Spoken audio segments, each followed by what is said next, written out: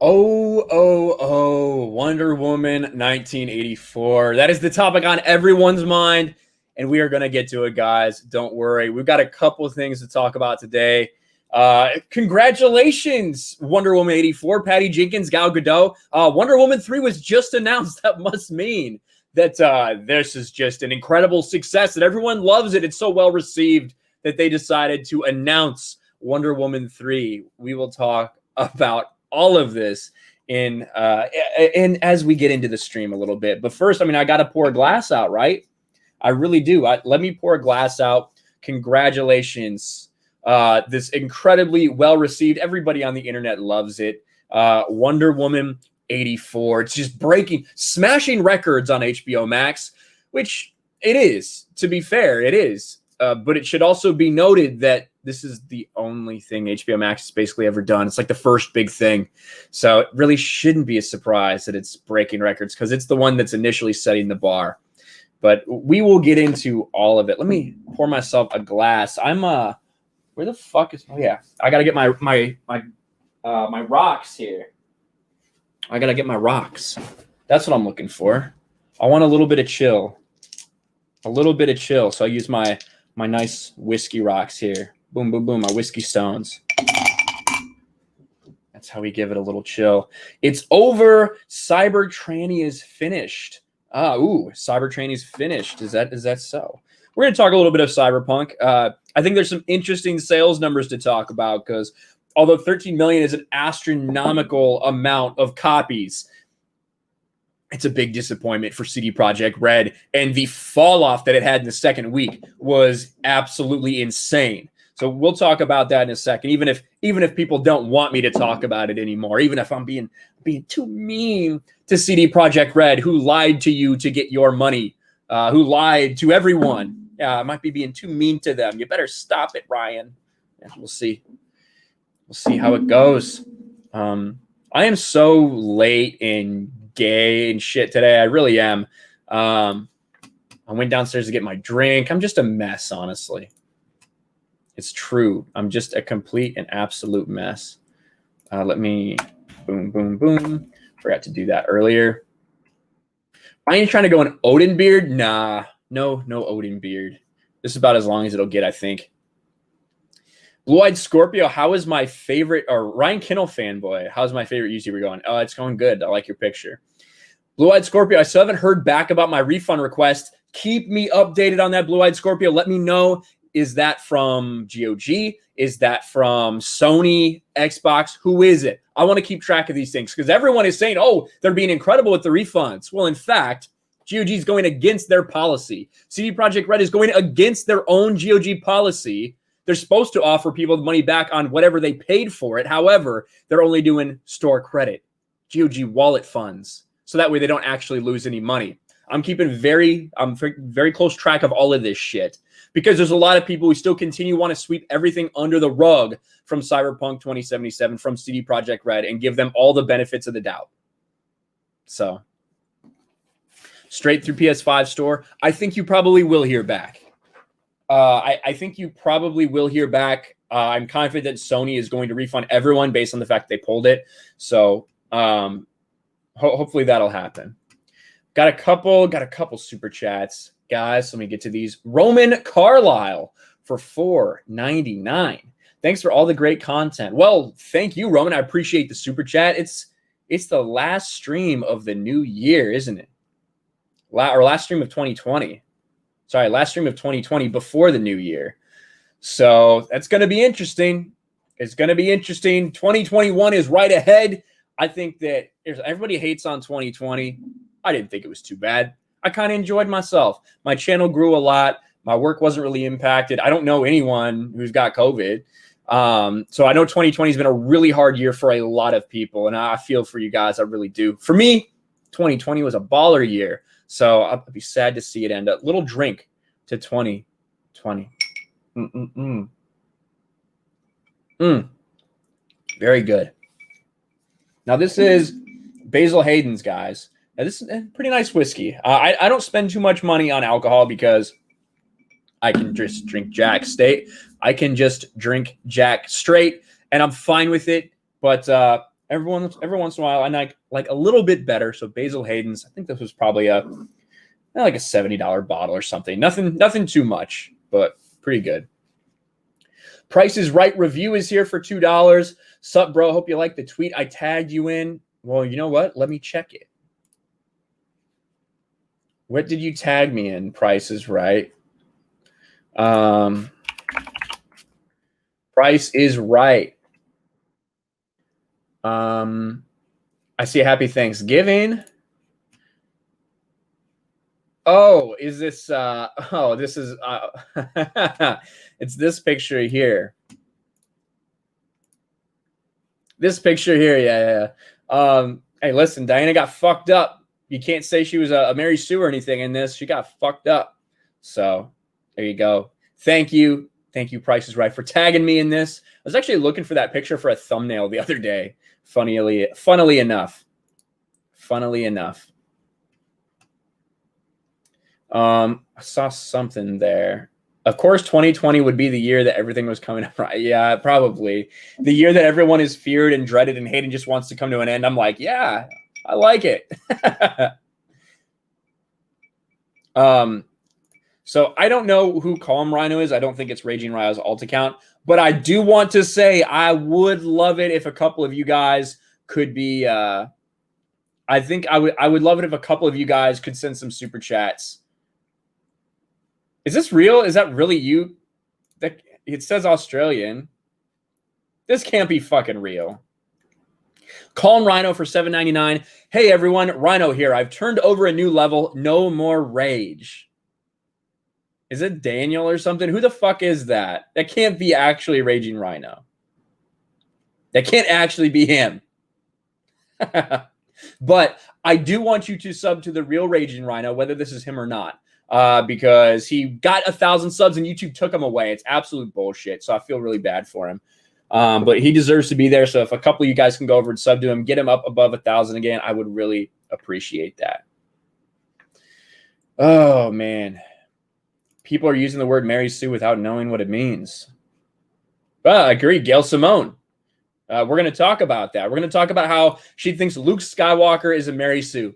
Luke Skywalker, the guy who bumblefucked his way through the Death Star rescue, who had to kind of been taken charge of by Leia in that hallway when him and Han were kind of frozen. You know, the one who made several bad decisions and failed all along the way through the trilogy. That Luke Skywalker is a Mary Sue, evidently, according to Whale Gail Simone. We will talk about that as well. But first, we're going to talk about Wonder Woman 84 because it's a fucking nightmare. I think it's terrible. I put it above Birds of Prey, but that's about it as far as DCEU. And obviously, Justice League doesn't count for DCEU movies. But I just think Wonder Woman 84 is really bad. I'm going to wait for some of that discussion until I get more people on, because I think talking about your feelings about movies and shit like that, especially the way I want to today, it's going to be better when more people are on. So I hope they can join me today. I think that should be good. But I wanted to talk a little bit about Cyberpunk 2077 first. Cyberpunk 2077, I'm still talking about it. I still will talk about it. I saw some people say, wow, it was 2 weeks ago. Let it go. Do you even know me? Do you even know me, bro? I'm going to be talking about CD Projekt Red and Cyberpunk quite a bit, especially if there's something relevant. So, you know, when an actual lawsuit gets fucking filed against CD Projekt Red for misleading their investors, yeah, I'm going to talk about that because I think it's worth noting. I think it needs to be reported. I think people need to know these things. Shockingly, all the people that wanted to cover for CD Projekt Red all along the way, now they're like, listen, guys, forget about it. I mean, come on, they made a mistake. They owned up to it. Well, they may be paying for it at this point. CD Projekt Red faces class action lawsuit over Cyberpunk 2077 release. A New York-based law firm filed the lawsuit on Thursday. Now, it should be noted that you have things on, you have things in New York going on. You have suits in LA looking to be filed. You have stuff in Poland that's looking to be filed. And I should be very clear because I know people get really confused about this. I think people get really confused about this. This is not, hey, the game released buggy. Hey, the game doesn't run very well on consoles, so we're suing. That's not what this is about. This is not angry gamers or anything like that, because we all know that as bad as Cyberpunk release was, there are things that have been worse on the grand scheme as far as the game being broken, things like that. But this has to do with the CD Projekt Red executives, the way that they handled everything leading up to the release of Cyberpunk 2077, and the lies that they told all along the way. And again, if you said anything about it pre-release, you got roasted, you got flamed, you got ratioed, because everyone wanted to say, no, CD Projekt Red, they're awesome. Don't worry, trust them. And it turns out that they were lying to us effectively the entire time. Now, for some people, they've had an okay experience on PS4. I'm glad you have had a good experience. They've had a good experience on Xbox One. I'm glad. But there are a lot of people out there that has not been the case for. I'm playing it on PC. I'm around 30-ish hours in. I saw Schnick said he's 175 hours in. Holy fuck. I'm about 30 hours in right now. Doing a lot of side content, maybe about 30% through the main story. There are parts of it I really enjoy. There are. Overall, I would probably give it a 7.5 right now out of 10 for me. That's what I would give my PC experience of Cyberpunk. But for a lot of people on console, it's unplayable. And the actions of the executives lying to their investors is what is causing these lawsuits. After a rocky Cyberpunk launch earlier in December, publisher CD Projekt Red is facing a class action lawsuit for alleged violation of federal security laws. The lawsuit was filed Thursday in a California court. In the lawsuit, lawyers said CD Projekt Red made false and or misleading statements about Cyberpunk 2077, which was released on December 10th. And it's going to be hard for them to defend this, right? It's going to be hard for them to defend this when they have admitted that they lied, when they had these statements on the record that they ignored some things, that they misrepresented everything to their investors on purpose. I think that these class action lawsuits against a big corporation like this are going to have a really hard time finding any real ground. However, they're going to try. They're going to try to do what they can. I'm not a lawyer. I'm not a law expert. I leave that to Nick Rekieta. I leave that to people like Hogue Law if you want to get really detailed breakdowns on this kind of shit. I know that Hogue Law is going to be talking about it if he hasn't already. Assyrian Oldies says the game is not finished. It's not working well on PCs also. I think that for me, I'm not having the crashes that some people are having. What I'm having are glitches that are making me have to reload the game. That is the most annoying thing to me. I get the little things where a guy will get stuck somewhere. There'll be exploding cars. There'll be people that just take a stairway to heaven. I've fallen through the world down to the center of the earth before. All these things have happened. It's annoying. But the worst thing to me is having to constantly reload saved games because I'm stuck on this quest because this thing isn't working. I have to do that all the fucking time, and it's really annoying. That's the worst part about it on PC for me. Glitches get stitches. Yes, glitches get stitches. Indeed. According to the suit, CD Projekt Red didn't disclose enough information that Cyberpunk was buggy and virtually unplayable on PS4 and Xbox One. Specifically, the statements called out in the lawsuit are regarding the company's claim that the game was, quote, complete and playable in January of 2020. Almost a year ago, they made that statement specifically about base consoles. They fucking lied in order to get your money. Bottom line. What's going on? You guys are having issues right now? Looks like you guys are having issues. It says I have excellent connection, but yeah, the viewers are really fucking fluctuating.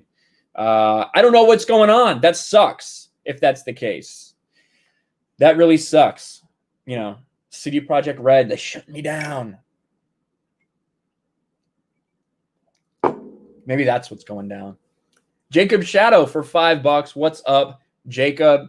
Hello, Ryan. Hello, everyone. Hope you all spent time with family and enjoyed your Christmas. Did Santa bring you everything you wanted? I can't say that Santa brought me everything I wanted. Santa did bring people in my family the stuff they wanted, so that was really awesome. I'm happy that happened, and that they're very happy right now. For me, I buy everything I want myself, basically. But I did get a couple really awesome gifts, including this one. So I'm really happy about my Christmas, for sure.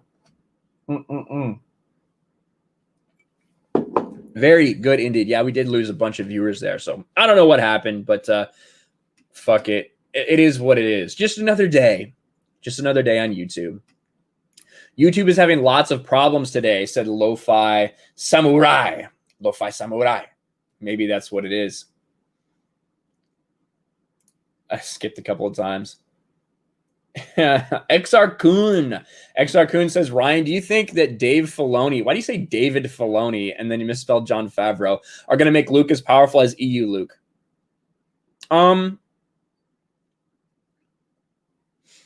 No, I don't think we're going to see much more Luke Skywalker. I know there's the rumor out there about the show. They have to do somebody live action. They can't do that tech that they use. That was so bad if you were going to do a whole series that way. We'll talk about Luke Skywalker later. We will talk about it. RK Outpost 2077. Am I pixelated? Is that why? Am I just so glitched out that now I'm RK Outpost 2077? Maybe. But there's something else that I wanted to talk about in regards to Cyberpunk. And that's the sales numbers. Now, like I said, 13 million copies of Cyberpunk have been sold, including the refunds. That is a huge, astronomical number. It really is. And you know, that would be awesome if it were any other launch. If it were any other launch, they would be stoked by that. Unfortunately, that's about 20% less, 25% less than what they expected. Their internal estimates were 17 million copies. So they fell way short. And you can see that very clearly when you look at, this is the UK boxed sales. So when it came out, of course, new release Cyberpunk, top of the food chain, followed by Black Ops Cold War, Animal Crossing, then Assassin's Creed Valhalla. Well, in a fucking shocking turn of events, in the UK, physical sales, right? So you can't blame this on PlayStation Store not having Cyberpunk 2077. And this is only in the UK. There's different numbers, and Cyberpunk only one other major country that we're talking about here. That'd be Australia. The rest were not Cyberpunk. It fell off as well, which is kind of embarrassing, to be honest. The second week of release for Cyberpunk, it gets beat by a cheap knockoff version of The Witcher. That's effectively what we have with Assassin's Creed Valhalla. AC Valhalla, when they started going towards Assassin's Creed Origins and Odyssey and now Valhalla, they essentially went for a cheap Witcher. That's what they were going for. That's what they were inspired by. And now, 6 weeks after that release, you're already getting beat by Assassin's Creed Valhalla now in your second week out there. That's kind of sad for Cyberpunk. That definitely indicates where the trend was headed. That's why you had this steep fall off. That's why it was such a big disappointment. I know a lot of people said they didn't think this would have affected that much. It obviously drastically affected sales. You can't deny that in any way, shape, or form. Witcher Light, yeah, that is kind of what Assassin's Creed is. To be honest, that's what Assassin's Creed has turned into. It's turned into like a faux RPG. That's what it feels like. That's what Origins and Odyssey and now Valhalla feel like to a certain extent.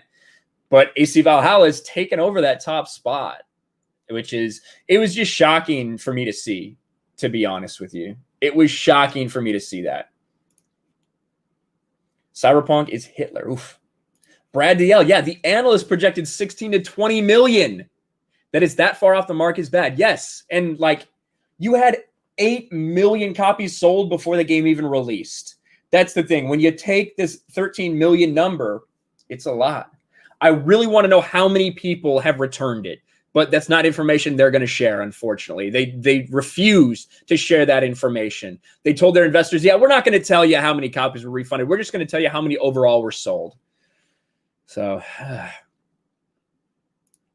CDPR had great had great sales, but years of goodwill are gone forever. That is the way I feel about it. That is the way I feel about it for CD Projekt Red. I do think, let me say this though, that I will say this.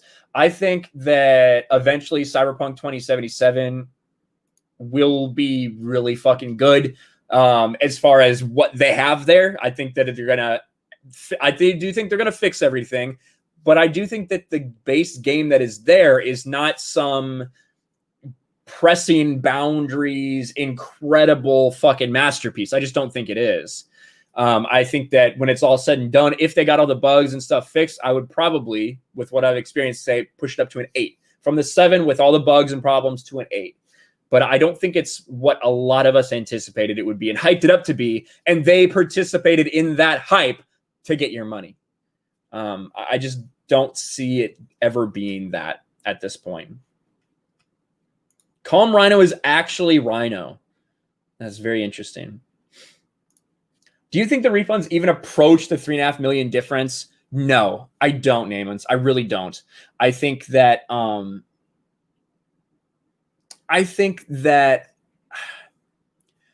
it's hard to quantify how many it is, and I think there's a reason they're not letting us know. But I think that there's a lot of people who probably don't even know that they're offering refunds, to be honest. Like, there are probably a lot of people who just bought it and, oh, fuck, this sucks, and just hung on to it. There are probably a lot of people who may have just gone and turned it into GameStop for $30. I think there's a lot of those people right now out there who aren't aware about the refund policy and all this stuff, who don't follow it as closely as all of us do, who aren't watching YouTube videos. They just go out there, they buy a game, they bring it back. So I don't think there's I don't think there's a like a metric ass ton of refunds. I would be shocked if the number was over 2 million. I'd be shocked, but I guess potentially it could be. They promote it as an RPG, but it's a looter shooter with RPG elements. I said I've played 30 hours. I'm about 30% through the story, I feel like. That's based on my different progressions in the pause menu. And I just don't feel like my choices really matter. I don't. I feel like I'm kind of boxed in, that I'm given this illusion of choice that's not really choice. And I'm just not down with that. I don't feel like I am the character. I feel like I'm just playing V.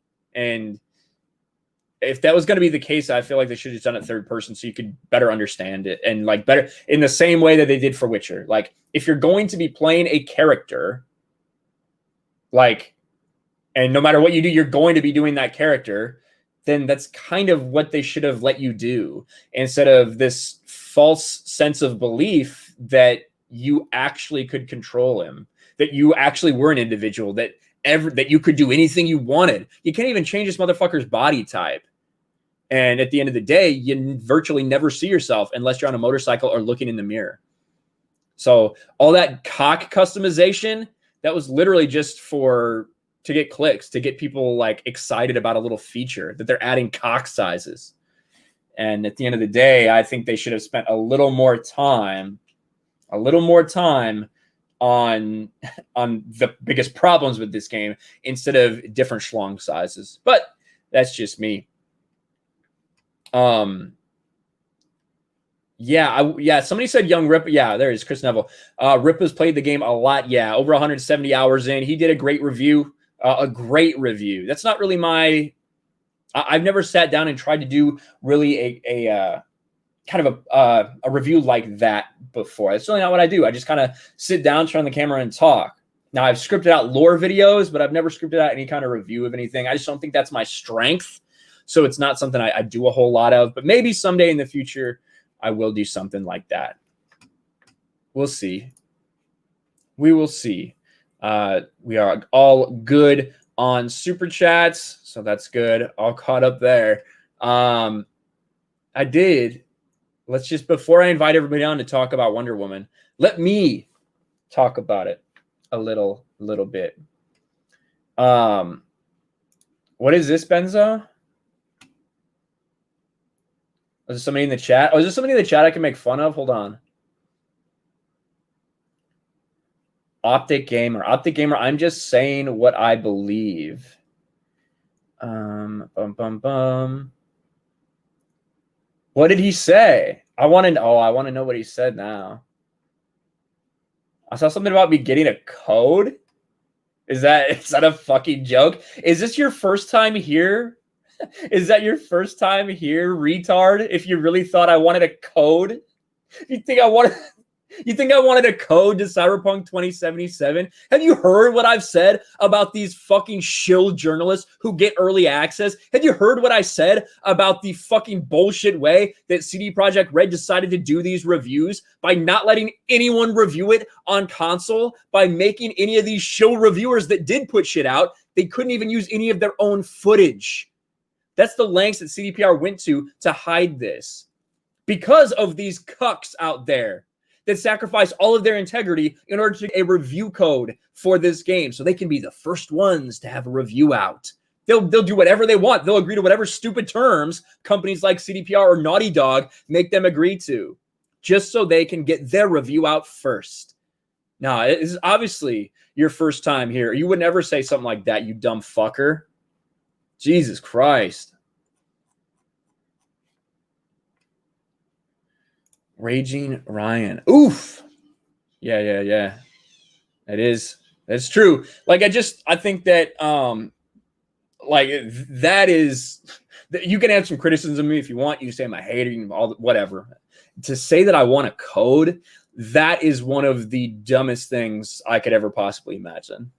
And it clearly indicates you've probably never watched my videos, or if you have, again, you just have such a low IQ that you can't comprehend it, that maybe it needs to be spoon-fed to you or something. Maybe that's the problem. I'm not sure. Cyberpunk's only hope is to become the next New Man's Sky. Well, listen, I think that, like I said, I think that it will get fixed. We saw it happen with Witcher. The biggest problem with this is the fact of the way they went along with this. The way they went along this entire route by lying to everybody along the way. That is really the problem. That is really the problem that so many people have had. You misspelled, wouldn't say that to my face, punk. You don't even have a face. You have an avatar of a controller. You are the biggest pussy in the fucking universe. You are nothing. You are fucking meaningless. The idea that you don't think that I would say you're fucking retarded to your face, you really are fucking dumb if you think that's the case. I'll say shit to people in public that I can't say on YouTube because in real life they can't copyright strike me. They can't community guidelines strike me in public. So you should consider yourself lucky that I'm restricted by what YouTube is letting me say. Or else, yeah, you'd be really fucking butthurt. I see someone said Wonder Woman 84 turd sandwich.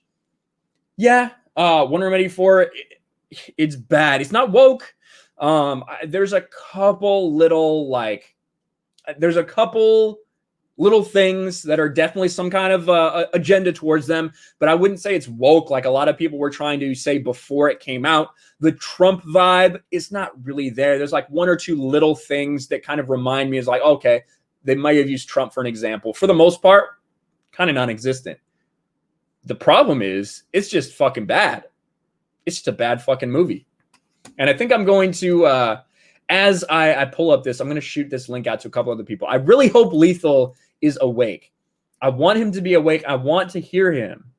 I want to hear him talk about this, but I don't think it's going to happen. Very unfortunately.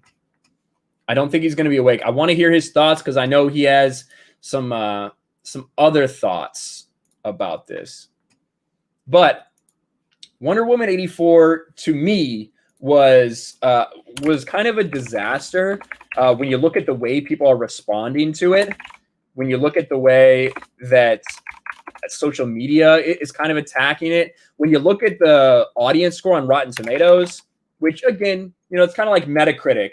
It's not necessarily, it's not scientific, right? Let's look at the Rotten Tomatoes right now. And I want to show you guys something that everyone's kind of forgetting about.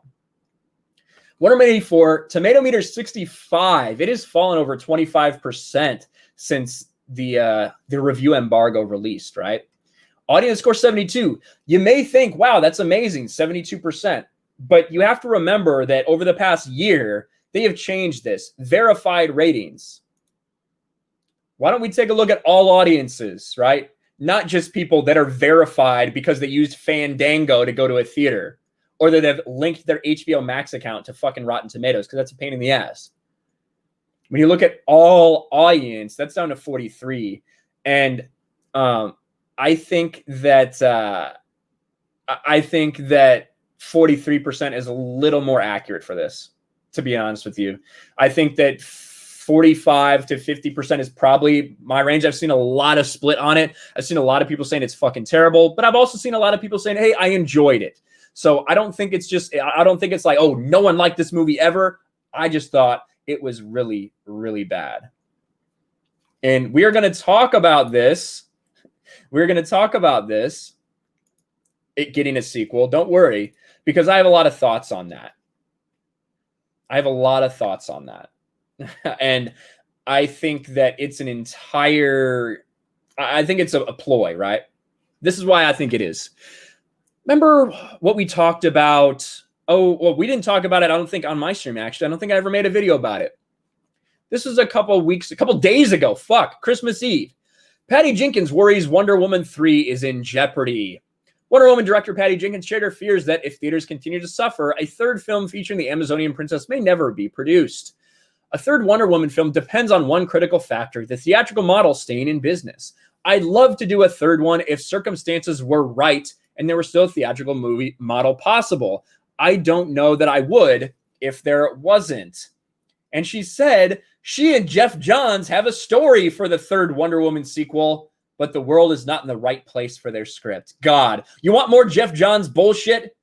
Guess it's coming in Wonder Woman 3, huh? Well, then we get this announcement today. Wonder Woman 3 announced by Warner Brothers just 2 days after 1984's release. Isn't that strange? Isn't that crazy that, all of a sudden, hey, we're going to do Wonder Woman 3. This is what this is, guys. This is a farce. This is a distraction. This is to try to make you think that people love this. Alan says, hey, Ryan, I don't know if you see this comment, but I love all your content and how you say everything straight. Keep up the great work. Thank you, Alan Wake. I did see your comment. I don't see every comment going by in the chat, but I mean, I try to keep up, but usually when I'm on a rant, I can't see. This is the announcement by Warner Brothers chief Toby Emmerich.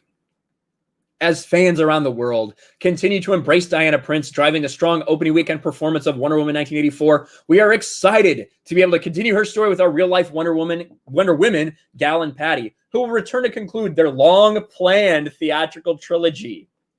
Let's be honest, there was never a plan for this movie. Wonder Woman 1984 was never in the plans. It doesn't make sense. That's one of the reasons it's such a failure of a movie, in my opinion, is they tried to squeeze it in when nothing should have been there. What they're saying is that, wow, we have just had such incredible box office numbers. We have had incredible numbers on HBO Max. It's setting records on HBO Max. No fucking shit. It's the first thing you've really released on there. Of course it's going to set records. They say about 6 million people, they estimate, have watched it on HBO Max of their 12 million subscribers. This is a PR move to get you to think that this is a good movie. That's what is going on right now. And I see I have someone with me. They used a Spanish word in the back. I don't know what that means. But we should get her on because she did a stream last night all about this as well. So let me stop screen sharing. Get this. Oh my God. The movie's frustratingly bad. I was on a stream with Fatal J talking about it earlier, and it's frustratingly bad. And someone else, we'll see what her thoughts are on it. Mara, Jade, how are you? Hello. The Spanish word is hello, pretty much. So yeah, she put hola back there. I know what it fucking means. I'm not that stupid. I was just being dumb. I know. But quick question before I give my opinion about the movie. The a claim on my stream, do I just send like a similar letter to for when I got the strike? Yes. Yeah. Okay. All right. I'll do that tomorrow. Yep. Copyright claim. Mara got a copyright claim because she showed a little bit of Wonder Woman 84 scene, I think, and they blocked it. So yeah, all you got to do is basically say, hey, just so you know, fuckers, I was doing this and I only played a little bit of it. It only took up this much stream and it was all fair use, and they'll drop the claim. Warner Brothers is actually really good about dropping copyright claims once they're challenged. They just have a really aggressive AI that auto attacks shit. Yeah, that's what I not really woke up to, but like one of the first email notifications I got this morning was, hey, someone claimed your video, and I'm like, well, which one could they have claimed? I didn't do anything, and it was like last like official stream of the year. But yeah, we were talking about this, Steph and I, on our live stream last night, and I was probably a bit more generous in the score I gave the movie than she was, because she gave it like a straight 2 out of 5, and I gave it like a 2.5 out of 5. I was right down the middle. As far as my reaction to it, I'm pretty much right now a one and done for this movie. Watch it on HBO Max. I was one of the 6 million on Christmas Day to watch it, and then I'm done. I don't have any desire to watch it again. Really, I couldn't even really tell you much of anything that happened as far as dialogue in the movie because I actually got bored. The movie was boring. During the film, yeah. It really was boring. And were you disappointed by? That's one question I want to ask. Were you disappointed by this movie, even though we had heard a lot of the leaks and kind of expected a lot of them to be true? Did you still have high expectations going in, or were you tempered? I was tempered. I went in with 0 expectations. I don't want to exactly come off as like I had false hope or anything, but sometimes what sounds bad on paper, like when you're reading it, in execution could be done well, or at least decently. So I went with 0 expectations and thought, well, let's see what Patty Jenkins does. Like, see if these leaks are actually true. And when they were kind of proven to be all true, just about, and then the execution itself was just, it wasn't exactly horrible, but because it was, I'm so apathetic to it that like it just like worsens it in a way. Yeah. Like you don't hate it, you don't love it. You're just like, oh God, I never want to talk about it again. I never want to see it again. Yeah, pretty much. See, to me, and it's funny because on Christmas, we did the live stream with Gary over Friday Night Tights. We did that. So we all wanted to watch it before we went on there because we were going to talk about it. Mm-hmm. And so we all watched it on Christmas Day, and we all came in and we were like, God, it's fucking bad. we were all like kind of discuss at how bad it was. Because I'll be real, I expected it to not be good. Mm-hmm. I was worried about Patty Jenkins running this whole thing herself. I was really worried about that. And I think that she showed that she's really not ready for that kind of thing, that on this grand of a scale. Mm-hmm. Now, whether I don't think it's all her fault, that's not what I'm saying, but I think that they elevated her to that position because, wow, people love Wonder Woman. We're going to let you do anything you want, Patty. But when now you're in charge of the script, you're in charge of the screenplay, you're the director, but you're also doing everything else. You are the lead and the primary point of focus and failure for everything. Then it becomes a problem. And it was so clear that Jeff Johns was involved in this writing process. Yeah, to me at least. Well, I mean, it was very clear, and Steph and I were talking about this again, where like Patty Jenkins has come out now. I mean, like this movie was made before the announcement for the Snyder Cut, but Patty Jenkins recently came out and said that she and other directors are throwing out or have thrown out Justice League, like as if like they're not exactly acknowledging that as far as the continuity in the DCEU. But then you watch this movie, and I'm looking at the script, I'm looking at the tone, I'm looking at what Wonder Woman does and so forth, and I'm like, hey, something doesn't jive there. This is something that is following along the lines of what you were doing in Joss Whedon's Frankenstein version of Snyder's cut of Justice League, pretty much. Yeah. Like it's tonally this. I mean, it's actually more tonally all over the place. But if you look at the color schemes and things like that, and like I said, in the dialogue, it fits with what they were starting to go with. And this is like the other thing that doesn't make any sense with what Patty Jenkins said literally days ago. Warner Brothers announces Wonder Woman 3 is being fast-tracked. Well, if it's being fast-tracked, she said that she couldn't do it in not a theatrical model. It's being fast-tracked. What the fuck does that mean? And, I think it means that quick, we got to get this made before like worse word of mouth spreads about this film. We got to put a positive spin on this. Well, like I said, I totally think that this is all just a PR stunt. It's like Rian Johnson's trilogy, guys. That's what this is like. This is like there's a bunch of criticism. There's a bunch of split people about this movie. And in order to make it look like it's being well received, you announce that Patty Jenkins is doing Wonder Woman 3. You announce Rian Johnson is doing a Star Wars trilogy because of how well received this is. That to me is the feeling of this. Now, I think that Wonder Woman 3 is actually going to happen at some point in time, but I think the best position for a Wonder Woman 3 to be is set after Zack Snyder's Justice League. Mm-hmm. That to me would be the best place to tell a Wonder Woman 3 story. So I think, again, this is all a marketing stunt, all a marketing ploy in order to make you think that everyone's loving this. That's what I think. Pretty much. Because there's no way. Here's what it says. Wonder Woman 84 broke records and exceeded our expectations across all of our key viewing and subscriber metrics in the first 24 hours on the service. And the interest and momentum we've seen likely indicates this will continue well beyond the weekend. During these very difficult times, it was nice to give families the option of enjoying this uplifting film at home where theater viewing wasn't an option. And like, I didn't get the opportunity to watch this in theaters because I'm in fucking California. We're not going to be open here for quite a while because of Governor Gavin Newsom. However, I kind of shudder to think what the CGI would have looked like on the big screen. No.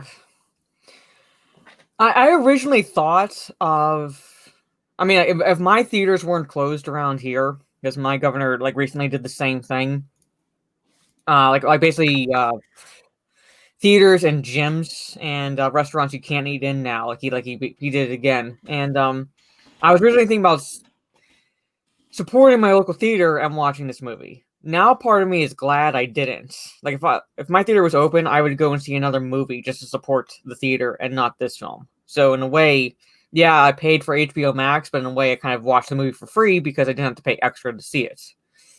And I would have gone HBO Max anyway for the Snyder Cut. That's my reasoning, so I figured I'd get it now anyway. And I'm glad, yep, I did not see it on the big screen because I think it would be angrier with what I saw than just sitting in front of my computer watching on HBO Max. I guess that's true. You can always just pause it and be like, oh, God. Stefan and I had to do it. As I paused and I'm like, I gotta do an intermission. I can't keep going. I have to like take a break. It was like about halfway through. To me, I feel like if I had paid, $20 or whatever to go see it in the theater, I would be a little angrier. Like I was just laughing. I was legitimately like laughing at some scenes because of how ridiculous they were. And yeah, it is sad that that is what we got from this movie. Now, I kind of want to go through it and talk about it a little bit. We will be getting into spoilers, guys. Especially, yes, someone else is ready to come in now too. She can talk spoilers. What's up, Steph? Hi. What were you doing? Were you eating? I was eating. Yeah. Tacos? Not tacos, no. I was going to say, that'd be very stereotypical. But I'm eating pizza. I love pizza. That's my favorite. All right. What did you think of Wonder Woman 1984? I heard Mara say that she was more forgiving with her score than I was. And that's hilarious. It's so surprising to me because she covered Wonder Woman a lot more than I did. I pretty much just covered like the trailers. And that was about it. I covered the trailers, and that was it. And my lighting fucking sucks. And the only thing that I was critical of going into this movie was the casting of Kristen Wiig. That was it. That was the only thing that I was worried about, really going into this movie. That was it. Because I don't like that actress. I didn't think that she had the fierceness or the intensity to play this role. The only thing that that's true, Shinichi. He has the link. Yeah, he does. I didn't think that she would have played that role in a way that it needed, right? I think that she had what they needed for Cheetah, which is that awkwardness, that weirdness, that sort of that victimhood, because that's pretty much what Cheetah was in this movie. Pretty much. That was the thing, and that's why so many of us thought that Kristen Wiig was not a good casting. But it turns out that she was what perfect. they wanted. Yeah. She was actually a really good casting for the character they wanted. It just then it becomes not was Cheetah. that a good decision? Yeah, you know, it just becomes not Cheetah. It just becomes not Cheetah at that point. And I talked about this a little bit on Fatal J stream, where like saying, hey, this isn't the Cheetah from the comic books. Barbara Minerva should be like this from the comic books.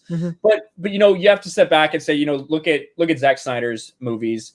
He does a lot of stuff that is shot for shot from a comic book, but he also does some other things where he does a different spin on it and a different interpretation for whatever his interpretation of what it is should be. Like a lot of people didn't like Lex Luthor in BVS. Right. Now, whether that's because that's how Lex is and always will be, or whether that's because this is a young, immature Lex Luthor before we get to see him truly evolve, whatever the case may be, you still have to say that's not Lex from the comics. So, I think that's a valid criticism, but also it just kind of depends on what your tastes are for which specific movie. Right. But being in that same universe, a comic book Cheetah would have been perfect for this universe. Yeah, like them portraying her like that, and by extension Maxwell Lord the way they did, there was no clear villain in this movie. No. Really, no clear villain. No clear villain. Clear villain, because there were no consequences for either villain, and both villains were meant to have the audience sympathize with them. Yeah, because at least Lex Luthor in BVS, the last you see of him, at least in that movie, is he's incarcerated in some way. So he got some repercussions. That's basically an indication he's a villain. Now, whether you like his portrayal as Lex Luthor is it's like all entirely subjective, but at least he faced repercussions. And that's in the movie. That's what I think they should have done with this movie. And again, that's one of my problems is I think that Cheetah should have been the stereotypical Barbara that we see, the one who's power hungry, who wants all of this shit. And maybe she's using Max Lord. So maybe you can make Max Lord the sympathetic villain in the end, with her the one that's pushing him to do these things. She's the one that's using him for all of this and that's inspiring him to do all of this shit. Even though in reality, he maybe is just kind of one of those, oh, I've lost my way characters. But instead, they both become that way. Yeah, they both lost their way. Whoops. Yeah, and that was stupid to me. But I guess we can kind of start from the beginning and walk through. What did you guys think of the opening Amazon sequence? I think Mara didn't mind it, right? Yeah, I actually did not mind it. I mean, I'm not exactly saying it was perfect, but I enjoyed seeing the competition on Themyscira. Now, whether or not I entirely believe that Diana, as short as she was, even though she is a goddess, would have been allowed to participate in that competition is another thing. But I enjoyed watching it, and that's in a way sets up the lesson that Diana has to learn by the end of the film. So I'm like, okay, it's okay. I'm not exactly loving it, don't exactly hate it. It's fine. Yeah. I don't know why I'm so much more critical of this movie than Mara is. I have no idea why. Like I from beginning to end, I did not like this movie, and that includes the opening scene. And it's just because as soon as we see that first Amazonian swinging in, it looks awful. At least in the first movie, they were pictured as, warriors. They were warriors in the first movie. Everything looked like they were trained to do this. Like it took effort to do the things that they were doing. And this, it looked like it took very little effort. Like, and it was just like, I can do this. Oh, look, I'm holding on to a rope and I'm swinging now. It looked like it took very little effort to do what they were doing. And that didn't sit, just didn't sit right with me. Because even in Justice League, I hate saying this, but even in Justice League, they were pictured, fighting. It took effort to do what they were doing. They were holding up that rock, the door, and they were having a hard time holding it open. It took some effort, but I mean, it didn't feel like they were, I don't know. It just felt like where they were, I have no idea. And to be fair, like they were all like trapeze artists. Like we're watching a circus right now. That's what we're watching. Yeah. We're watching a circus. And to be fair, for like that shot too from Justice League, who knows? Like we know that Steppenwolf scene coming onto Themyscira is also in the Snyder cut. So who knows how much of that is actually regular or initial footage or not. Right. So that'll be interesting. And then also like Diana in this scene, her age in this scene. She's too young. Is she supposed to be this good? Is she supposed to be revealing her talent? Because her mom in the first movie is like, no, she can't be training. She can't be showing this. So I just right away I was already like, oh, okay, that's what we're doing. Yeah, that's like the one thing comparing to how the mother was in the original is probably the one issue I had with it overall. I like Steph said, I'm a little bit more forgiving with the scene, although it was kind of campy watching the effortlessness of the Amazons during what I don't even know what they were doing, because it was like prior to the competition. It's like they were performing almost. They're practicing. Yeah, well, practicing, but it came off. It looked practicing, but it wasn't part of the competition. It almost looked like they were still performing in a way for the crowd. And these were supposed to be their greatest warriors. Because at first I thought, okay, well, maybe this is just athletes. Maybe this is their entertainment. But this competition, I suppose, was meant to showcase their greatest warriors. So I was just kind of like, these are their warriors? But okay, sure. Yeah. So does this girl look older or younger than the girl we saw in the beginning of the sequence? She looks older. This is the girl who played the 12-year-old Diana in the Wonder Woman movie in 2017. So this is the girl who played when she was in secret training before she was out in the open. But now we have a younger version who is out in the open, who is performing in front of her mother and all of the Amazonians this competition, and has obviously been training for a long time to be able to do what she did.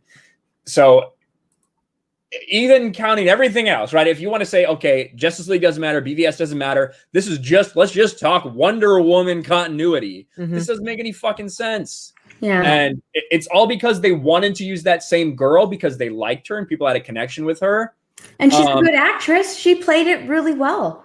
Oh yeah, I didn't have a problem with her acting. It's just she was continuity issues. That's it. Look at that fucking goat or sheep, whatever the fuck that is. Sit behind them. Yeah. So they're fighting with swords. So that to me was a little strange. And kind of made me think. And then the fact that she basically beat them, if it hadn't been for a branch, she's pretty damn good for a little girl. Yeah. I'll say that. Yeah. And then it makes you wonder why they had that epic scene in Wonder Woman where she had to prove herself against all the other warriors. If she had been that good for fucking years. Yeah. And she was struggling. She was struggling when she got older. And she was like, what? Yeah, like that was a shock to her, like doing that. Yeah, she was struggling as an adult. But here she's able to, more than likely, she would have beat the greatest warriors in this one trial. Sure. Okay. Yeah, it definitely seems that way anyway. And then we go from there to the mall scene. Okay, me and Mara were watching this together. And when we were watching, when that mall scene happened, we were both just going like this. Yeah. We were like this wall. I just like, did that really happen? Does that really happen? It just got worse and worse. Yeah, it did. And, like from that point on. Like there's so many, like, accuse me of nitpicking all you want, but there's like so many issues just in that mall scene alone. First off, she takes out just the cameras, but she takes them out after she starts swinging in and lassoing the bad guys. So like basically those cameras catch her anyway, and so there's still footage of her on like on the VHS tapes that were like from the cameras. So like, all right, and then they got rid of the sword and shield, so she has to use the lasso every time, and it just looks comical with how she's doing it. Now, did they ever speak about? I feel like I remember there's something out there about Patty Jenkins didn't want to use the sword and shield because it wanted like a softer something like that. But it was too aggressive. It was too aggressive.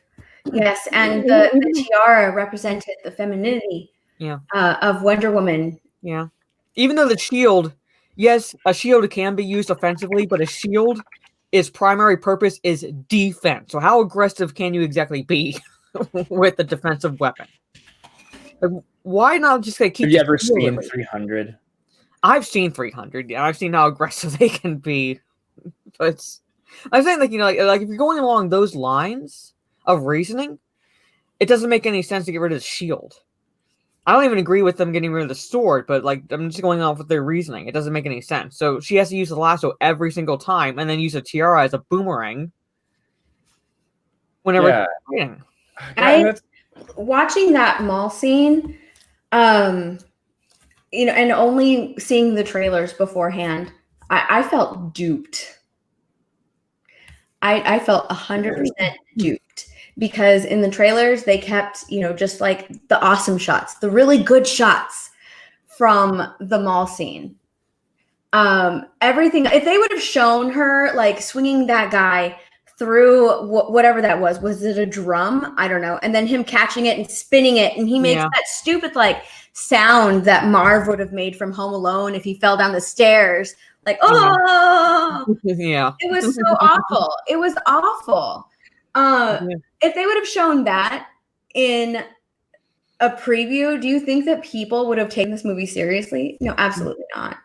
And Ujay's in the chat. I'm not saying that she would have like used her sword and shield in the mall necessarily. I'm saying like just to get rid of it, like entirely throughout the film, just makes no sense. Like she would have at least had like to have it maybe for the final battle with Cheetah or Maxwell Lord. But instead she had the golden golden winged outfit. So this is that quote from Gal.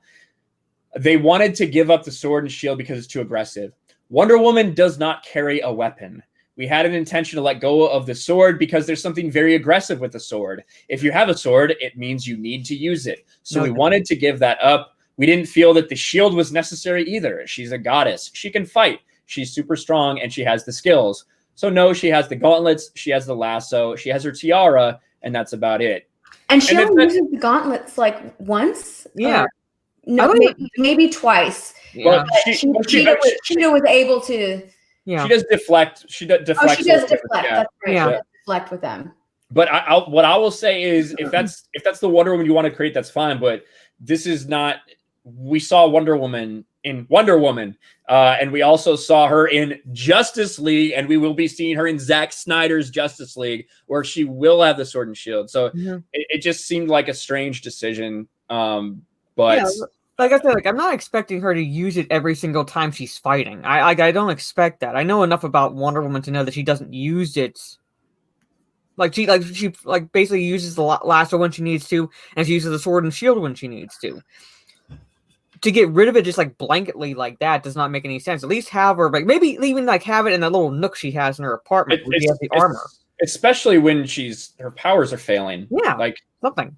She recognizes that her powers are failing. Yeah. Like I don't know, but that's just me. So We have that scene, and again, one of my biggest problems with this movie is that it was never supposed to happen.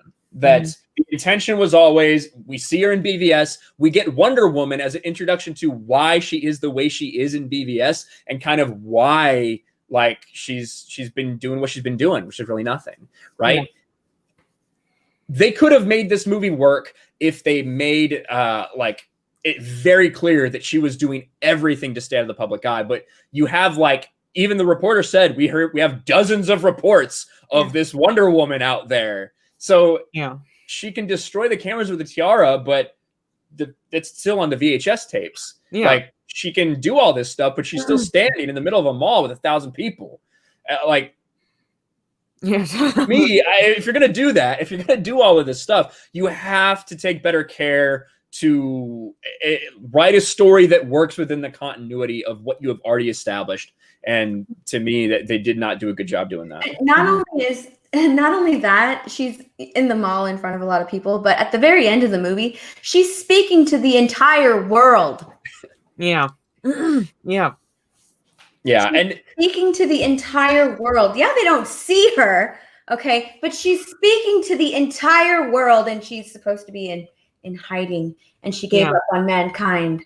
She's supposed to be a myth, essentially. Like, that's all they're trying to, like, paint her. And, like, I mean, I don't know. When Ninja Turtles, the original movie, does it better by, like, you know, like, when they save April O'Neil, but they're able to hide in the shadows. That's what no one sees them. Yeah, that's what this movie is. That's what I said that in Fatal J's chat. I said this movie is TMNT 2. Okay, TMNT 2, they made them get rid of their weapons because they were too aggressive. They weren't right for children. And it had a lot of, like, little jokes here and there. That's what this movie is. It's the TMNT 2 of Wonder Woman. Well, and we've talked about this before, but it's very clear what they wanted to do. They wanted to echo the first one. They wanted to do it in reverse. Hey, look, wouldn't it be cool if Steve Trevor was a fish out of the water like Diana was the first time? So they set up a bunch of situations for that to happen. Yep. Having Steve Trevor come back, it was forced because of the chemistry between Chris Pine and Diana. That is the only, for me, really the only real positive about this movie was the chemistry that they had together. And it's very clear why they wanted that to happen. But unfortunately, in doing that, you ruin a bunch of the first movie. You make that moment of sacrifice between them, in my opinion, very worthless. Yeah, he comes back for a little while. Resolve all this shit fucking 70 years later, I guess. And that, when you do things like this, when you feel forced to make a movie because it's gonna be a check for you guys, which is why they made this movie, not because they had any actual plans for it. You end up with these things where you devalue the original because of some silly thing like this. Bringing Steve Trevor back the way they did, I thought was a terrible idea in general, and it really cheapens everything that happened in the first movie. And a lot of people say that, you know, Chris Pine, he was probably one of the best things in this movie. His acting was great. I don't know why I'm so critical of this movie, but there are some scenes where he is good, but in other scenes, it feels like he's phoning it in a little bit. Phoning it in, overacting. I have no idea, but it just doesn't feel like Steve Trevor. Because they basically overplayed that fish out of water, like, too much. Like Diana was a fish out of water, but it was, I wouldn't say brief, but, like, once she was out, like, you know, she, like, was away from London, it was like, oh, what's this? What's this? Yeah, what's this? I feel like Steve Trevor shouldn't have been in this movie. Chris Pine knows it, and it's kind of coming across in the movie. Yeah. I don't know. Well, So they also said in the 80s and wanted to do a bunch of 80s jokes, right? That's what they wanted to do. They wanted to write they want to have a bunch of cool little funny things from the 80s. That really gets us to the fact that he is inhabiting someone's body. I said this before, my theory of why this is happening and all the rape jokes that are coming along with it. The reason that I think they did this was to set up a situation where he already has a bunch of clothes and he's trying on his clothes in his place, where he does, oh, look, I got this weird thing in my apartment. Oh, I got this bike. It didn't work. Like, I think the entire reason they had him inhabit someone else's body was to do those jokes. But in the course of that, you set up this situation where, listen, I don't care the fact that she had sex with this dude who couldn't consent or whatever. I don't honestly care about that. I have a bigger problem with the fact that they then took that person on all these fucking adventures and nearly got him killed, likely several times. I think that's a bigger deal. But it's shocking to me that they didn't really understand what they were putting out there and the message that like how it came across to people when they made the film, especially for people who have been talking about feminism and empowerment and stuff like that. But I get what you're saying. Like, they wanted to give him an apartment and have him do the whole 80s thing. They could have done that still, because obviously that rock or the citrine or whatever the hell that is, the wishing stone, obviously it can manifest things, right? So it could have brought him back physically in whatever he was wearing at the time when he died. And then she could have taken him shopping, and that would have mirrored. Right. That would have mirrored the first movie. You didn't have to do the whole like putting him in someone else's body. And then when she takes her wish back, it would have probably made the it's still bad writing. It's still bad writing, but it probably would have made the impact of that scene more powerful when she's like looking at Steve fade away and going back to wherever he was, because he does say that, you know, I know I was somewhere, but I don't remember where it is. I know I was somewhere, but I don't know where it was. Somebody brought up a great point that if she hadn't have had to given up her wish, she would have just kept Steve around. Yeah. And that guy, whatever life he had, would have been done. She would have effectively killed that dude, you know, for all intents and purposes, which again, it's something when you start to think about it after a day of processing it, it's like, man, I feel like they should have done it differently. Let me hit a couple of these super chats though, guys. $2 from Angel Chang. Should have been just Cheetah and Diana focused only. We're going to get to talking about Cheetah. We said a little bit earlier that maybe we should have had like Cheetah actually been fucking bad. Maybe she was actually fucking evil instead of just another, like a sympathetic hero. And then she could have been taking advantage of Maxwell Lord, who could have been your sympathetic villain. But again, we'll talk about it. Miss Martin Muses for $5. Merry Christmas, tree, presents, rose, rose, rose, rose. Thank you so much, Teresa, for all you do and all the support you give to everybody. You're amazing. Thank you. Mr. Bentham, I'm sorry for misgendering you. $2. For me, the opening scene didn't serve a purpose. The purpose was the line, which is like heroes aren't born on lies or something. I think that was it. So, something to that effect. So that was the purpose of it. But yeah. Queasy for $2. I watched Wonder Woman 84 drunk and it was still underwhelming. I'm sorry, Queasy. Alex McCarthy for $2 watching BVS. Who are you? Where have you been? Yeah. And that does, you know, I think that I could buy, like, if you're going to say that in 1917, whenever that was set in World War I, that she decided to stay hidden, right? That she was going to stay hidden in the world of man, then that's fine. And that's what she did. But now that you see everything happening, you have to ask the question, well, where was Diana during World War II? Where was Diana during the Korean War, the Vietnam War? Like, then that's the problem with making this movie. The third movie. Maybe. Yeah. That's the problem. That's kind of the problem with doing this movie. The way that they did it is it brings up a lot more questions. Mikey Gusser for $5. Ryan, I got a $50 gift card to Barnes and Noble. What Star Wars EU novels would you highly recommend, and some Star Wars novel recommendations? That's a good one, Mikey. I think that I would definitely recommend, if you've never read anything, I would recommend the Thrawn trilogy. And that is, I'll DM you later the specific books, because there's a new Thrawn trilogy for Disney Star Wars. You don't want to make that mistake. But I would highly recommend the Thrawn trilogy, the Darth Bane trilogy if you're interested in Sith in like Sith training and Sith lore and shit like that. Really enjoy it.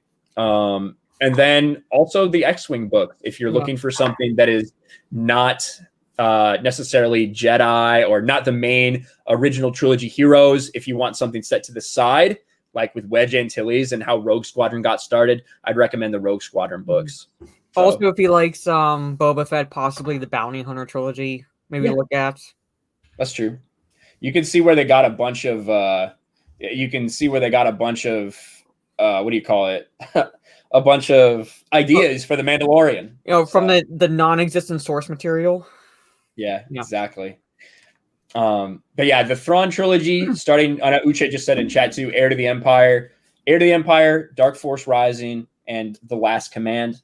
That's kind of what a lot of people say would probably be the best place to start out if you're making your EU journey.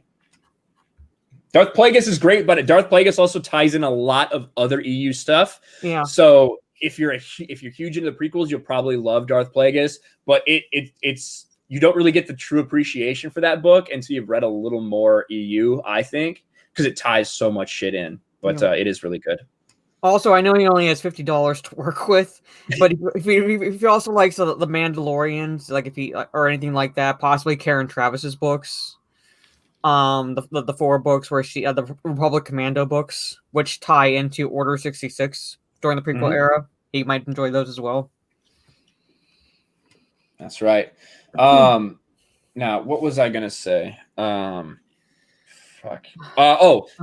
let's I guess get to Cheetah a little bit and the introduction of Kristen Wiig. So we all said we didn't think Kristen Wiig would really be good in this role, but I think now we all kind of think, well, turns out she was perfect for the role they wanted her to play. They wanted her to play, a awkward, quirky, nerdy, a little bit uncomfortably humorous at times character as this version of Barbara Minerva. And I think she did it fine. Her entire thing was she wanted to be like Diana. She saw how beautiful Diana was, how well-spoken and confident she was, and how people were drawn to her. And Barbara wanted to be her. Yeah, because she's so popular, and she would know because she's never been popular.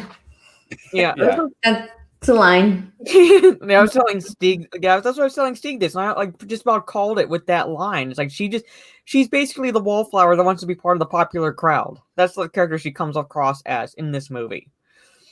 And it's like, because Patty Jenkins not only wanted her to be a sympathetic character, but she wanted people to be able to see themselves in her so they could sympathize and pity her. That's what I think too.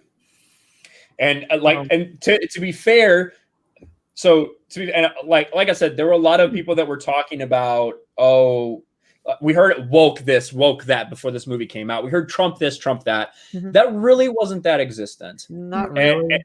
And I do think you can even say that Patty Jenkins, she wanted to create a female character that people could sympathize with Barbara Minerva. She tried to create a male character that people could sympathize with in Maxwell Lord, this dude who really in the end all he wanted to do was be a father and got caught up in all this other bullshit.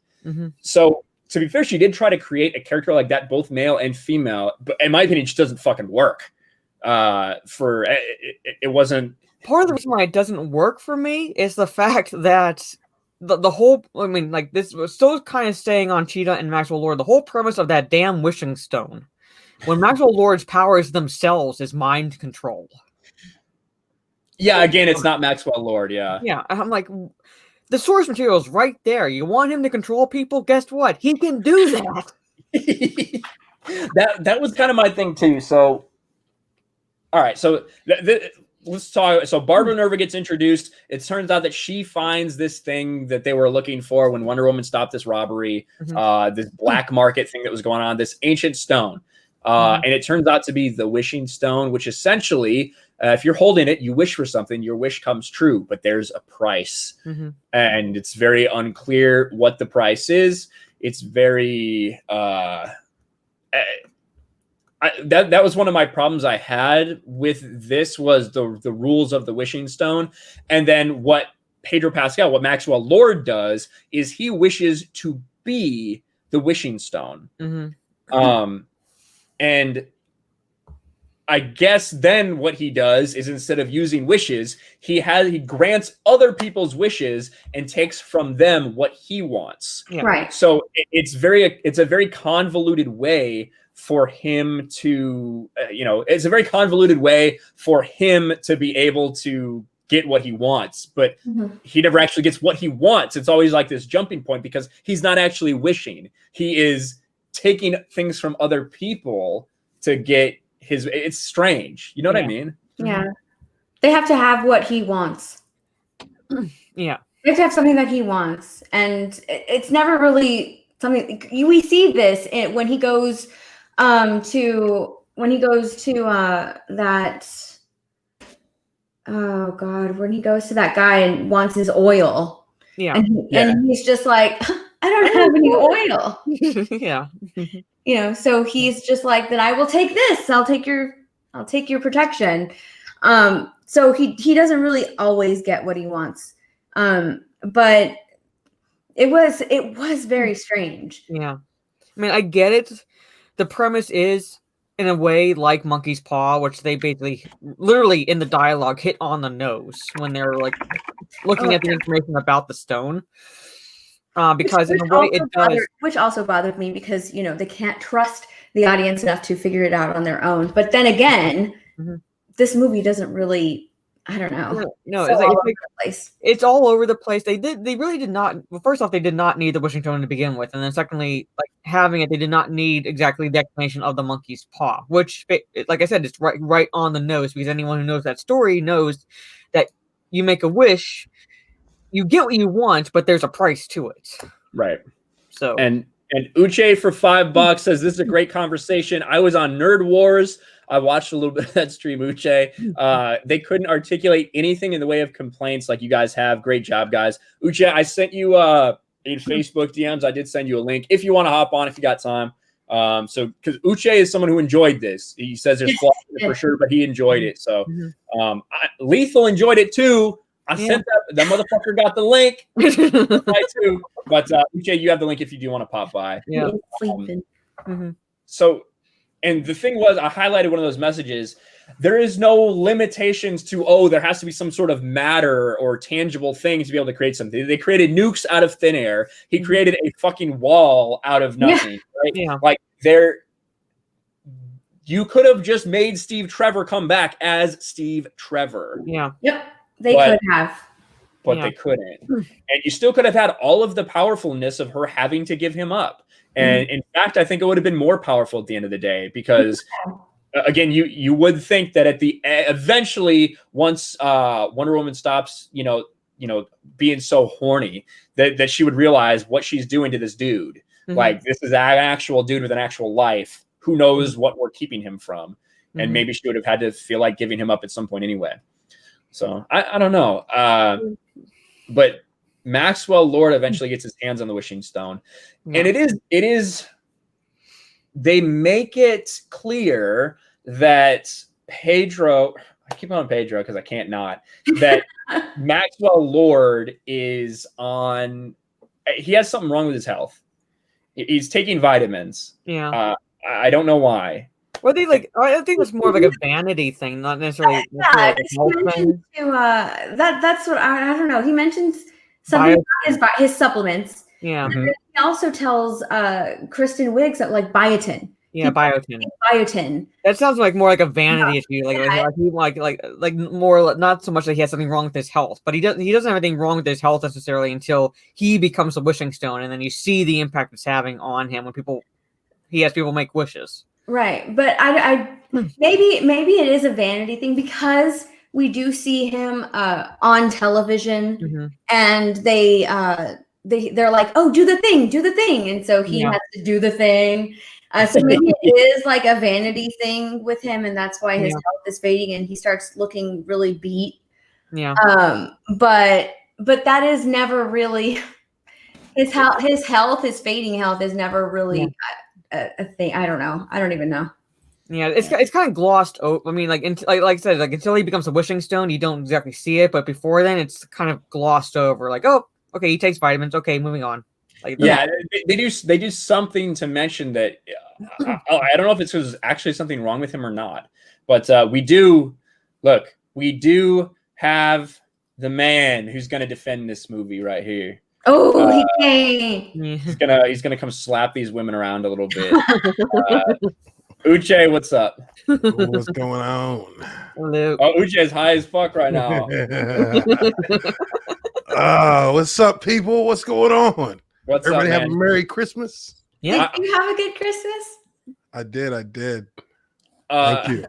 I do want to say, so Uche was on Nerd Wars the other day or last night, and there was a lot of yelling. It was definitely a war.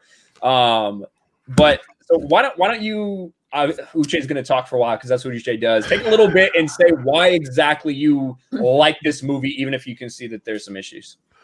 I like the movie mainly because I just looked at it and I watched it for what it was telling me it wanted to be. And looking at the style of it, the style of how Wonder Woman how she fights, it's different than how she fought in the first movie. Like all of the different kind of nuances within the movie are paying a lot of homage to the Silver Age Wonder Woman, the Silver Age era of Wonder Woman, Superman, which falls into that 1970s, 1980s era where you had the Donner films, you had Linda Carter, and there were a lot of really little Easter eggs that paid homage to like the Wonder Woman TV show. Her using her tiara as a boomerang, that's straight off Linda Carter's Wonder Woman. That's straight off Wonder Woman, the TV show. Yeah, like we there were little things like that gave me the impression before this movie ever came out. When I saw her do that, and I saw how they were kind of how they had Diana kind of gliding around in the mall and in the trailers. That right there for me, I already knew thinking to myself that it was going to be a more subdued. This wasn't going to be like a beat 'em up Wonder Woman movie. I felt like it was. I never felt like it was going to be that way. I felt like it was going to be more Silver Age. It was going to have more. It was going to fall along the lines. I felt more of like a TV show and how it was structured, just because there wasn't any outside of her being in the Kingdom Come uniform and her, kind of having those references to, at the beginning of the movie with Themyscira, and then in the middle of the movie with the Asteria, outside of those little references, it was really all kind of based in just it was almost like a Catch Me If You Can kind of scenario with how they were pursuing Max Lord, because at first they didn't know what was going on.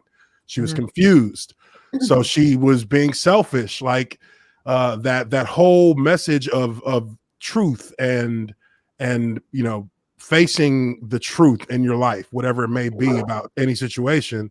That was kind of where they set the tone for what the message was going to be.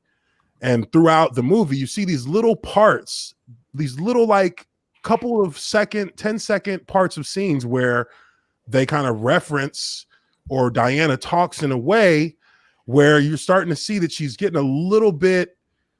she was being a little bit selfish. She was tired of like kind of being in that